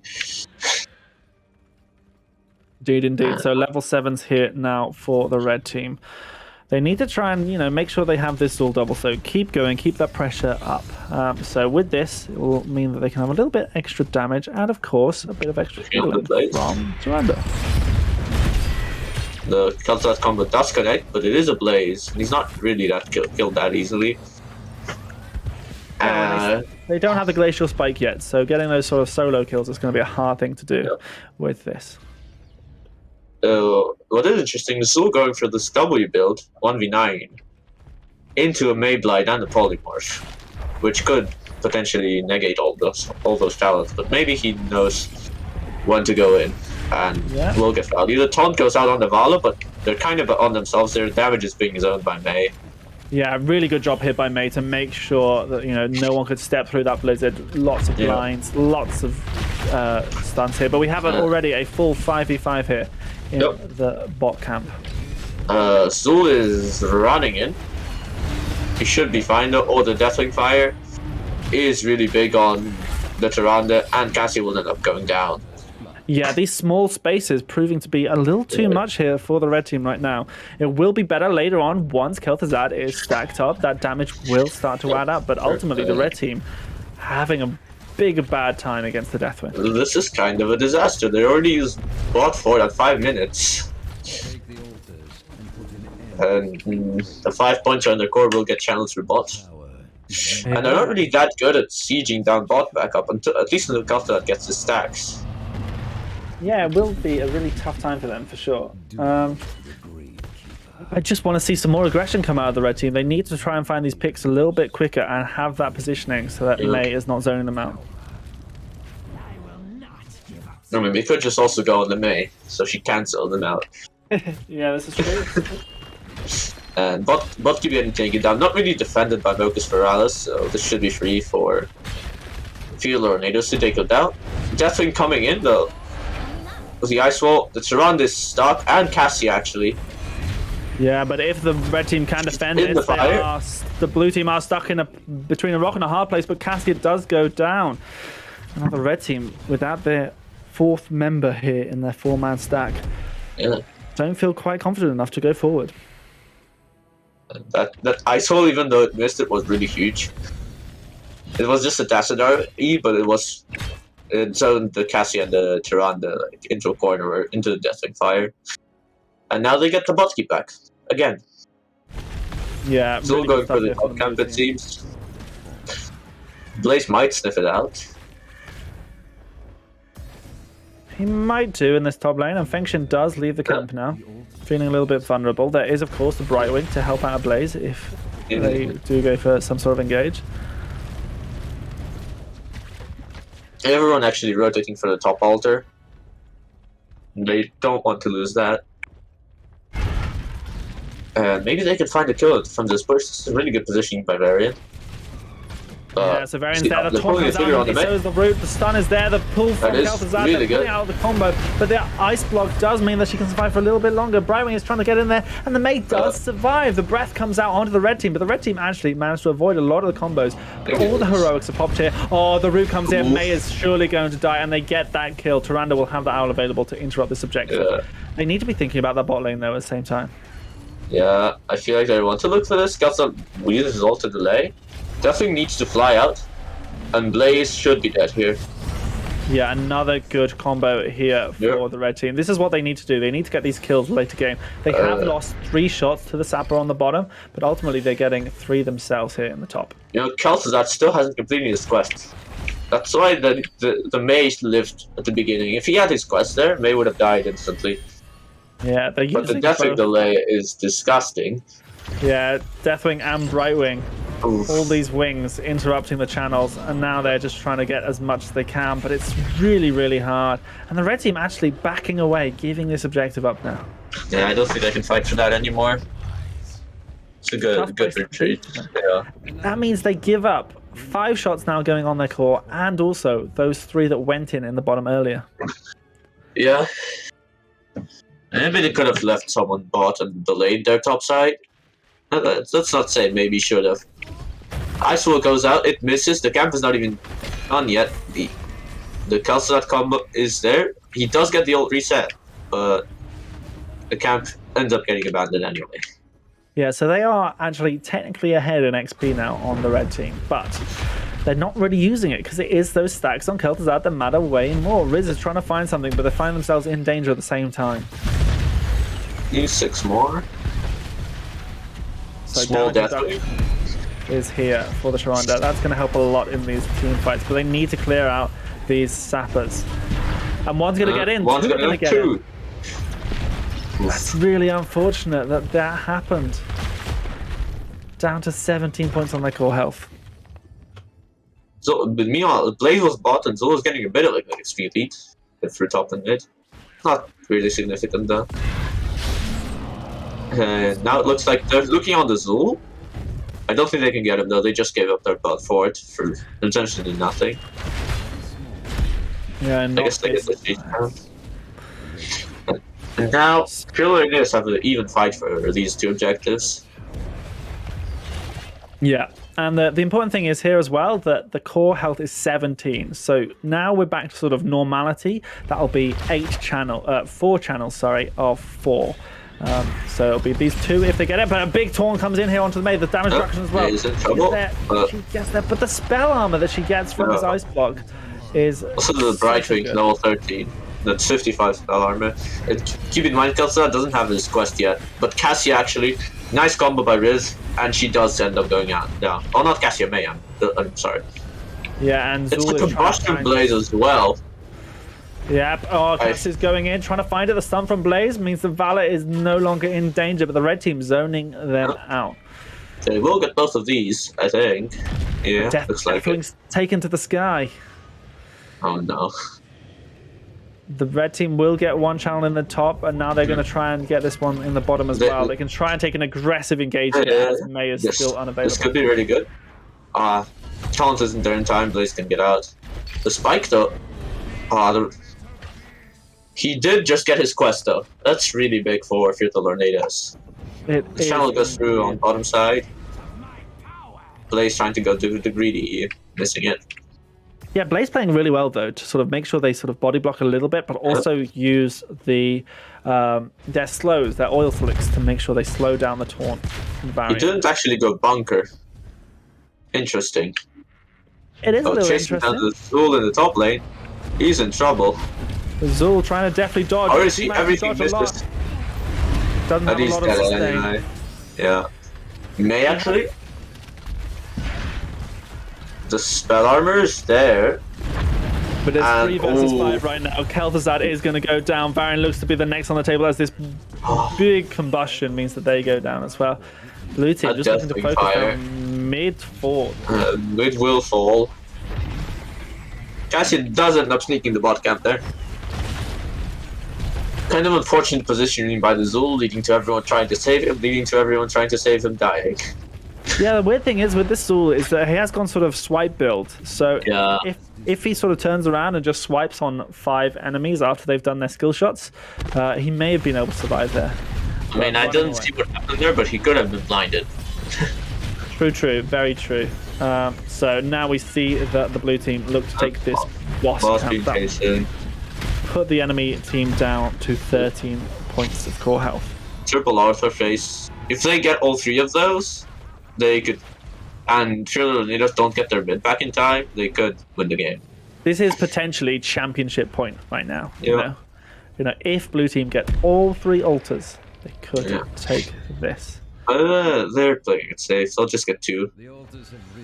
And red team actually not focusing on the mid fort. Yeah, Getting stalled by the Calculated ult. Actually, they're going aggressively here. Yeah, but their core definitely is down to 8 hit points.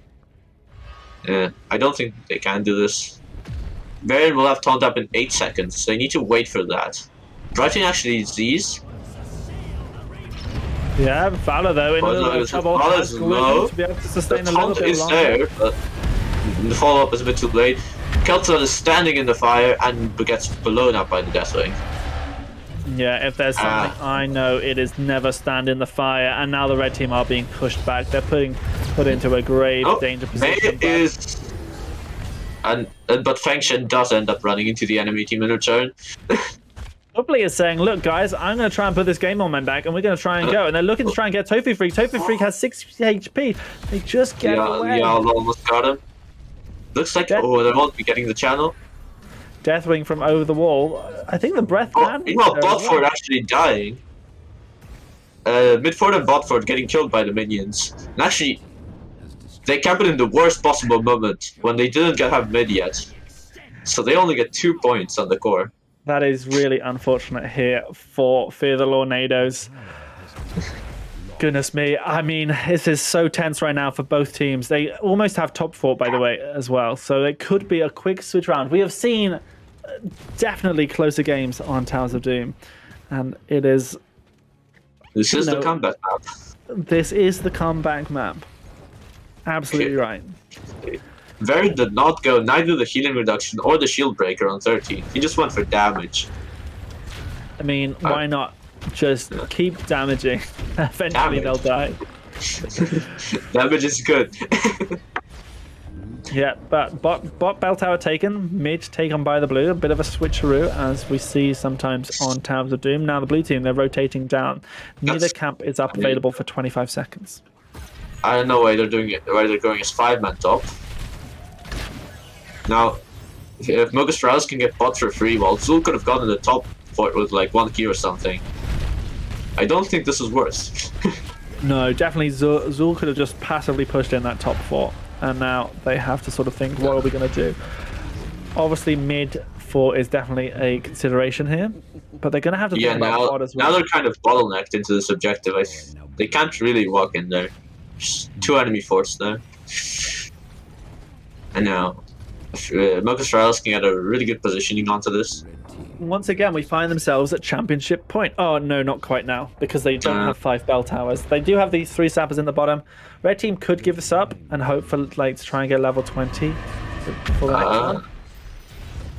It doesn't look like they're going to do it. They want to fight. Kel'Thuzad misses though. They should leave now. Yeah, a lot of abilities missed here. Combustion also was misses. popped. Maybe though, bouncing balls coming out here. Level 20's just around the corner for the blue team. Kel'Thuzad missed again. But here he comes, the Cataclysm for Deathwing, trying to zone out the rest of the red team. A big breath hits onto 3. The explosions are happening all around. The red team falling so low. Riz is going to fall lower and lower. Voltages can't step up. He is so low right now. Going for a bit of desperation. Trying their best, but no, it's going to be Voltages taken down. A full 4 kills. But Kel'Thuzad has returned. Kel'Thuzad returned, yeah. Boss is up in only 48 seconds. They won't be able to get this yet. They might be able to get the 6 cap though. Yeah, 40 seconds. So that would mean that there is a very small chance before the red team are able to turn up onto the boss point if they want to go for it. Vala and May actually both falling really low to the Kel'Thuzad. Just looking for something. Nice try by Riz, but barraging at Z up still. So here we go. Boss up in 20 seconds. The blue team have seen it, definitely for sure. They're trying to think about what they can do. They're just trying to claim as many bell towers as possible right now. But it's almost sort of, is it too risky for the blue team to go for boss? I don't think it is. I think, ultimately, there's enough time between the red team spawning and the boss spawning that they could go for it. But they're not in position. They're not. Yeah, they're really not in position for this. And red team is also taking mid. I feel like the boss was free if they started it. Also, they have a Deathwing on it. No one from the red team can really stand on the point with the fire. Yeah, so as we see here, blue team playing patiently, red team trying to make sure that they can find something here. And I like this that they're trying to find Varian something. should be in the other bush. But Owl's found out here. Oh, the chains are there onto the May. May's in Breath trouble, the taunt, as well as the damage coming in here. Captain Body is falling lower. The breath stopped here by the ice wall, but actually the damage from the Zul goes onto there. That's 2 kills almost falling. Yes, he does fall to the Owl. There could be an Owl reset here coming through. It hits Tofu Freak and Taylor Wax instead of Ziggy. But 2 kills for nothing. That's exactly what the red team needed. Yes, it is. But now they have to raise that bottom side because Vala is going for it. And I don't think she'll be able to get it. Yeah, so what she needs to do is... So, Varian is chasing her. Okay. Very, that's true. Yeah. Oh, red team almost... I mean, Taylor Wax could almost snipe this boss. Yeah. Could have almost gone for it then. The Varian is taken down, solo killed by Varian. This is turning into a whole lot of hurt here for Mocus Forales. Reverse sweep Copium. So a lot of points on that for it, but they're still in a tough spot. Now they can take the boss out. It'll be 10-4 still, but it's still a tough position for them because any altar on their core will one-shot them. Yeah, so this is that thing where they have to take boss and they can't reclaim their bell towers as easily here. They just need to get Zul back to double so can get a little bit of push here with Cassia and Kel'Thuzad. Kel'Thuzad with this Q build, with the damned return, really can put a lot of siege damage. So I want to see them, push a little bit further here. Honestly, they could just go for the bottom easy camp and get the enemy bottom tower, which is probably the most valuable. It doesn't look like they're doing that. They're just playing safe for now. Yeah, certainly are indeed. They are just sort of pacing around, maybe trying to think when they can next finally engage. 5v5 once again. All heroics are up and available. The pressure is on for Fear the Lorenados to make sure that they still have a chance to be the Division 7 champions. They for sure do still have a chance.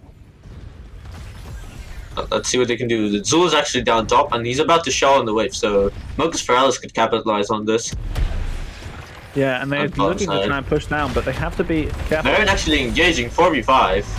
Yeah, stuns come out. The ice wall is there, but it does not quite hit. 15 seconds until the ult is a challenge. They need to rotate around to the top side, because if the blue team get one of these, it's game over here for Fear the Lorenados.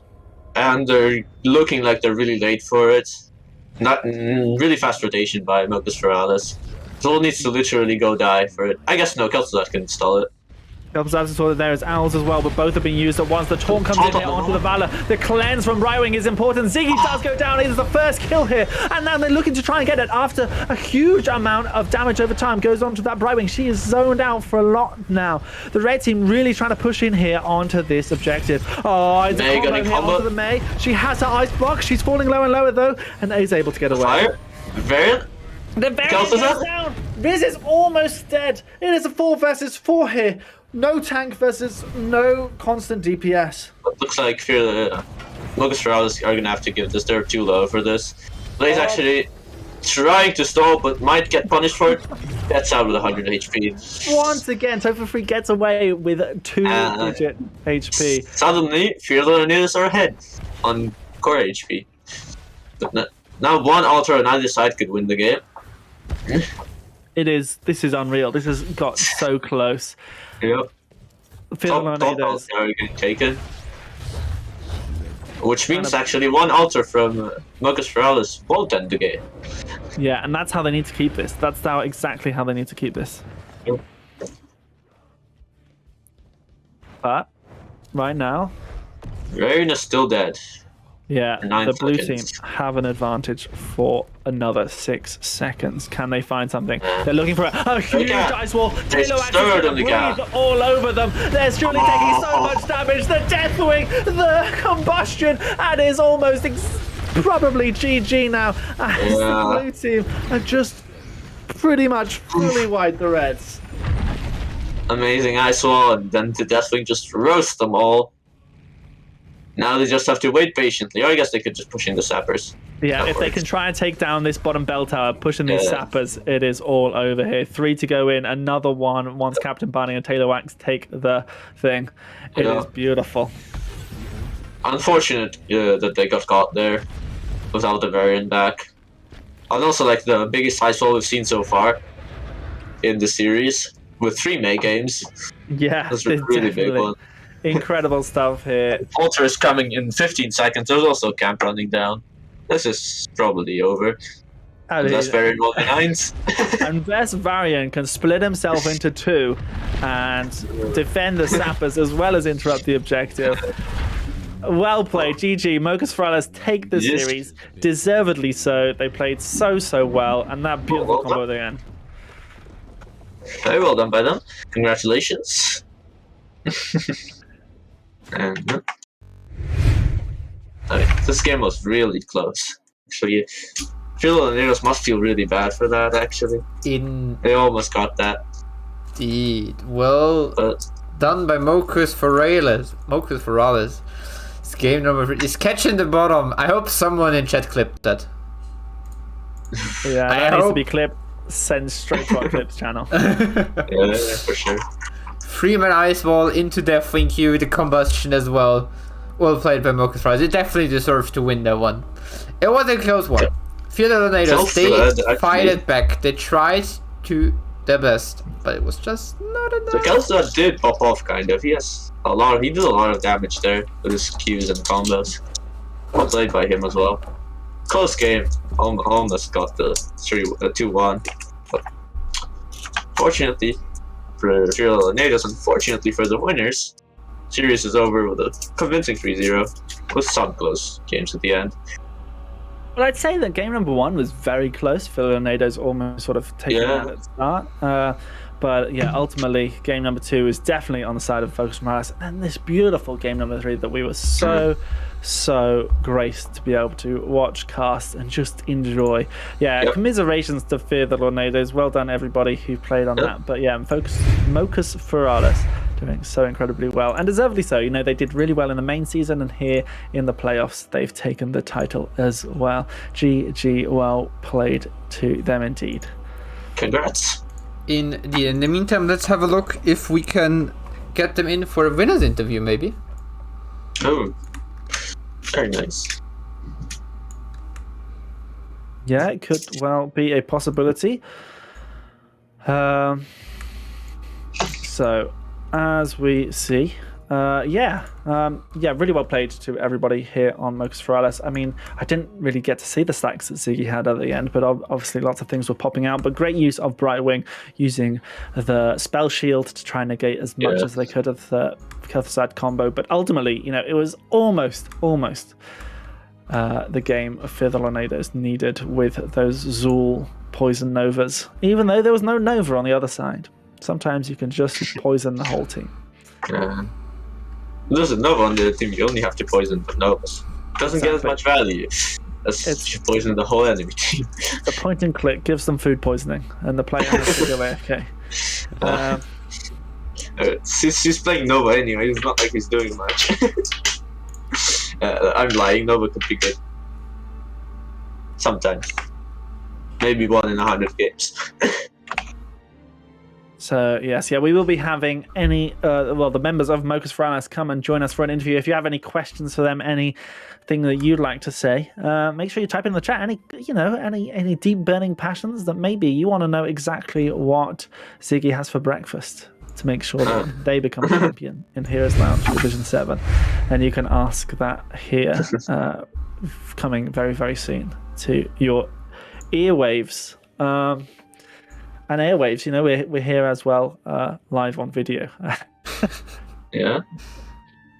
So Halcon, what would you say? You know, I mean, I was going to ask what that top moment of the series was, but honestly, that ice wall at the end can barely be topped. That was beautiful. You know, it was great to see May being used so often as well. We don't often see May these days after she's had a little bit of adjustments in some of those settings. I assume she was a discomfort for both teams, because I don't really see her play that much. I think I haven't never played against her this season. Maybe once. Yeah, not a hero you often see, but both of these teams pulling it out. Alright, it seems like we will get some members in from them. Hopefully soon. We're just waiting to see. At least I said so in the channel. There we go. Right. Hello. Do you have any more coming? Yeah, there we go. Yeah, we want more coming. They just went through. We are joined now by Ziggy and Taylor Wax. Congratulations. Yep. Oh, thank you very much. That was stressful. Oh, that did look like it, yes. Yeah, I would probably need to go get my heart checked out after that game if I was you, just to make sure it's still in one piece, essentially. Oh, it was so exciting. How did it feel to take the series there? But first of all, before we jump in, we have a special guest coming in as well. The man, the myth, the legend, Patman, Mr. Cosmic himself is here as well. Good afternoon. No, thanks very much for the introduction, and thanks for having me on today. And a massive congratulations, of course, to Mocus Forales for winning our Division 7 Cup. Must be an amazing feeling, and I'm sure you're raring to relax after that last game. I'm sure it always seems as though Towers of Doom produces some of the most epic finales of our matches. But no, you are our Division 7 champions. Congratulations to you. Of course, commiserations to Fear the Lorenados. It's always difficult to fall down at the last hurdle there, but they gave us some amazing games to look forward to and to watch as well. So, you know, congratulations for them to making it so far. As for you, Mocus Forales, you are our victors, and as a result, you have the pleasure of receiving not just the finest plastic that Heroes Lounge can buy. It's metal this time, that's right. Each one of your teams up to 9 will be receiving one medal, so we'll be in contact with you after this in order to try to arrange those for you. You will receive them within 1 to 3 years at this rate, at least. Seems to be the going amount of time. But no, we'll be in contact to you. Congratulations again. Hope you enjoyed your time here at Heroes Lounge, and we hope to see you next season as well. As for the rest, I also wanted to give a huge thanks to everybody who makes this possible too. I mean, you see, you know, Samo Transparent and Halcon up here on the stream as well, but there's a bunch of people. If you've been playing behind the scenes, you'll see all of the mods and the moderators, which are, you know, keeping everything running, and everyone behind the scenes on the stream. It's just amazing to see this kind of thing. And it wouldn't be possible without them. So massive congratulations to them. And now I'll stop talking and pass it over so that you can enjoy your winner's interview. Thanks a lot. Cheers. I didn't know we got a medal. Bloody hell. They're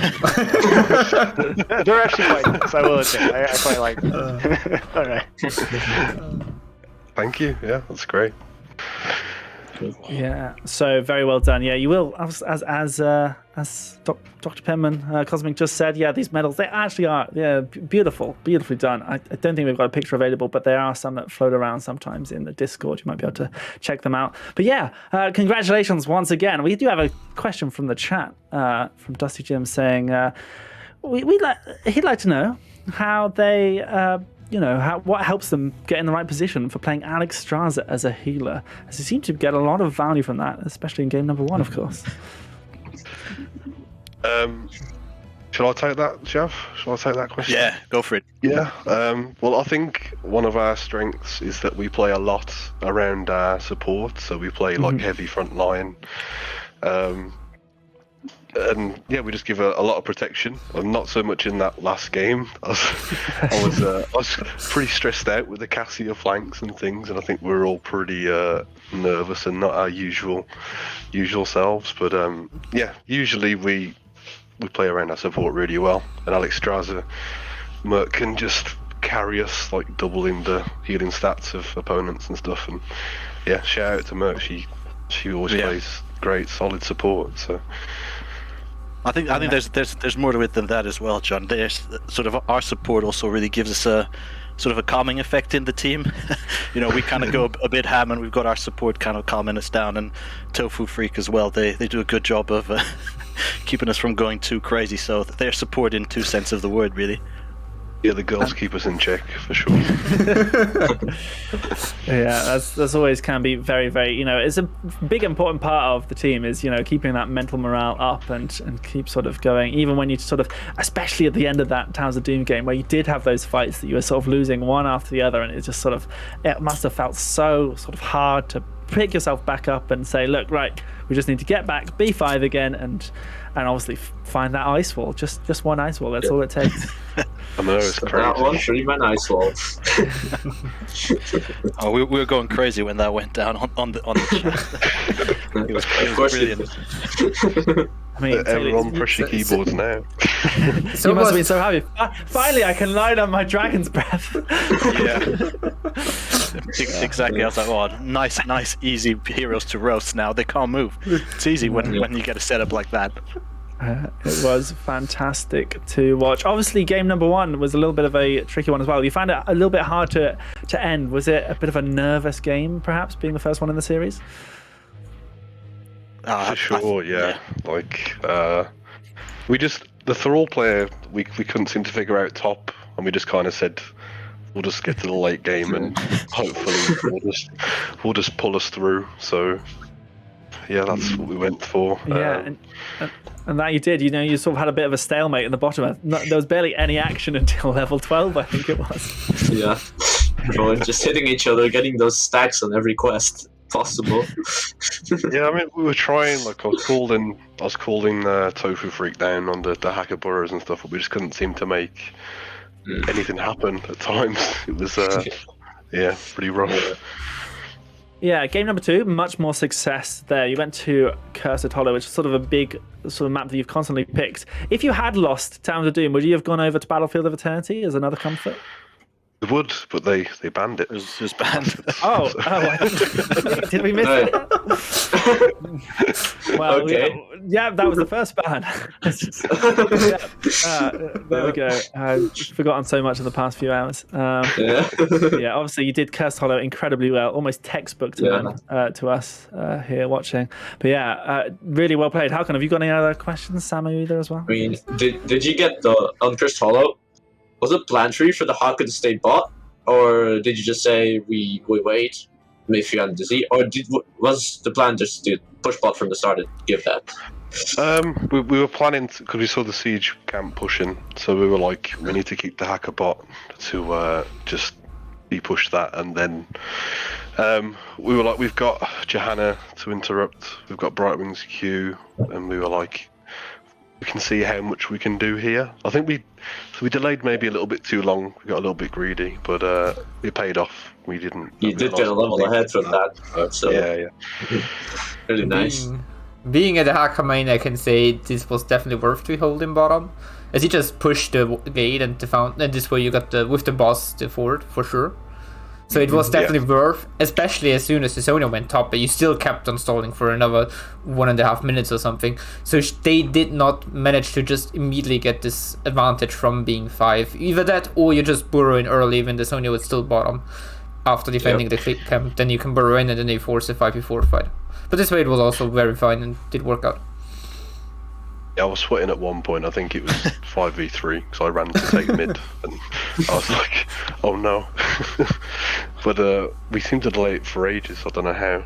So Yeah. It felt like we were up there for a long time, just throwing everything we could, stopping them from getting it, and somehow it worked. And before then, they didn't really have that much of an engage on you. So I guess you were fine there. They can't really punish you that hard, in my opinion. So really well played. Congratulations. Thank you. Thanks. The question in chat is, what's your shot calling and drafting situation like? Do you have dedicated people for it, or is it a team effort? I tend to call like macro and stuff on the map. I get a lot of assistance from Barney. Shout out to Captain Barney on the tank. But he tends to call like engages and things, and I tend to call more map stuff and just random calls for cooldowns and things from other people. So seems to work pretty well. It's quite democratic, actually. There is those kind of high-level calls made by Ziggy, Captain Barney, and then there is a lot of should we do this, should we do that, look at that camp, it's come up, what do you think? And we managed to have those discussions, and it doesn't seem to interfere with the game, which is quite good. So at the end, yeah, definitely Ziggy has the last say. The original boss call, the first boss call on Cursed Hollow, was pretty scary. Yeah, everyone was just piling in on the point, and I think I called Tofu Freak in pretty late, and yeah, I think I might have said Burrow about 10 times. That's not the best shot calling, really. I know that feeling. So, Yeah. Dusty Jim asking again if you only lost one game this season. What do you think went wrong that game when you lost to Piscarets? I don't know. I just remember hating Varian. Like, yeah. I think I face checked the bush with Valor and won that game. I was like, no. I see. What can happen for sure. Yeah. Well, I think we had something earlier where, later on in the finals, in the Division 6 finals, we've got a team where there's tiny toxic tofu, and of course you have your own tofu. Is it essential to have a tofu if you want to win one of the rare cups? That's what it is. A well-balanced team. Yeah, you just need tofu. That's all right. We'll have to see how they do a little bit later, of course.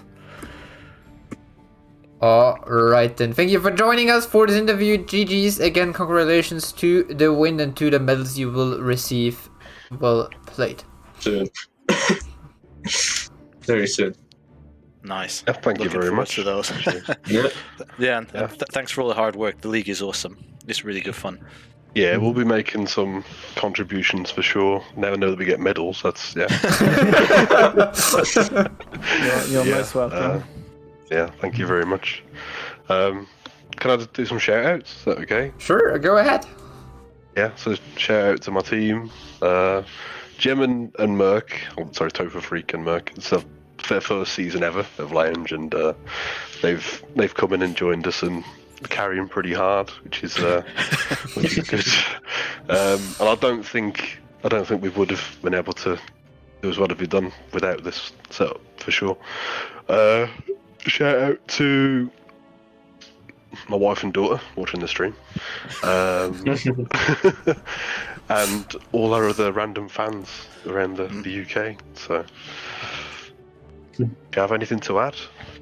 Oh, we'll see you in Div 6 where we'll try and do the same again. But that's setting us up to fail, isn't it?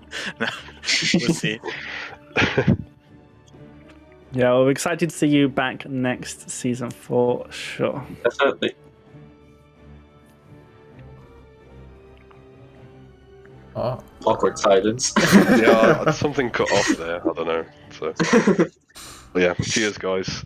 Bye bye. Thank you for coming. Thanks. Cheers. See ya. Take care. Bye. Alright, with that done, thank you Halcon and Transparent for joining me.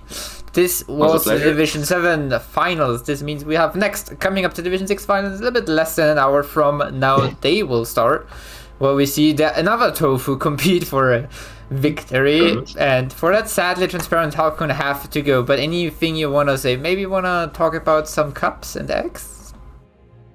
Wow. Yeah, we've got a lot of things coming. Of course, I don't really want to promote the Eggs Cup too much. Yeah, if you want to take part in a sort of weekly cup every Wednesday, just go check out the Eggs Cup blog post on the website right now. But otherwise, yeah, I'm going to be doing the admin later anyway. Any feedback for the general season, as well as the Nexus Rumble that used to be here on this channel, if you're a big watcher of that, we're going to be looking to adapt it a little bit in the next season to perhaps make it a little bit more accessible for teams, as well as, perhaps a little bit more inclusive. So if you've got any opinions on that, just say something in the Nexus Rumble discussion thing. But yeah, you can find me sometimes streaming on twitch.tv/transparent TV as well. That's all my promotion done. But yeah, I hope you enjoyed the main league as well. I'll always be happy to read any feedback and discussions you have there too. Of course. It was a pleasure casting and being with you guys here. Really fun. Thank you for having me, I guess. Alright, then hope everyone enjoyed it and to stay for later on. It's time for some food, I guess, and then we are back with Division 6. Bye-bye! Goodbye, guys.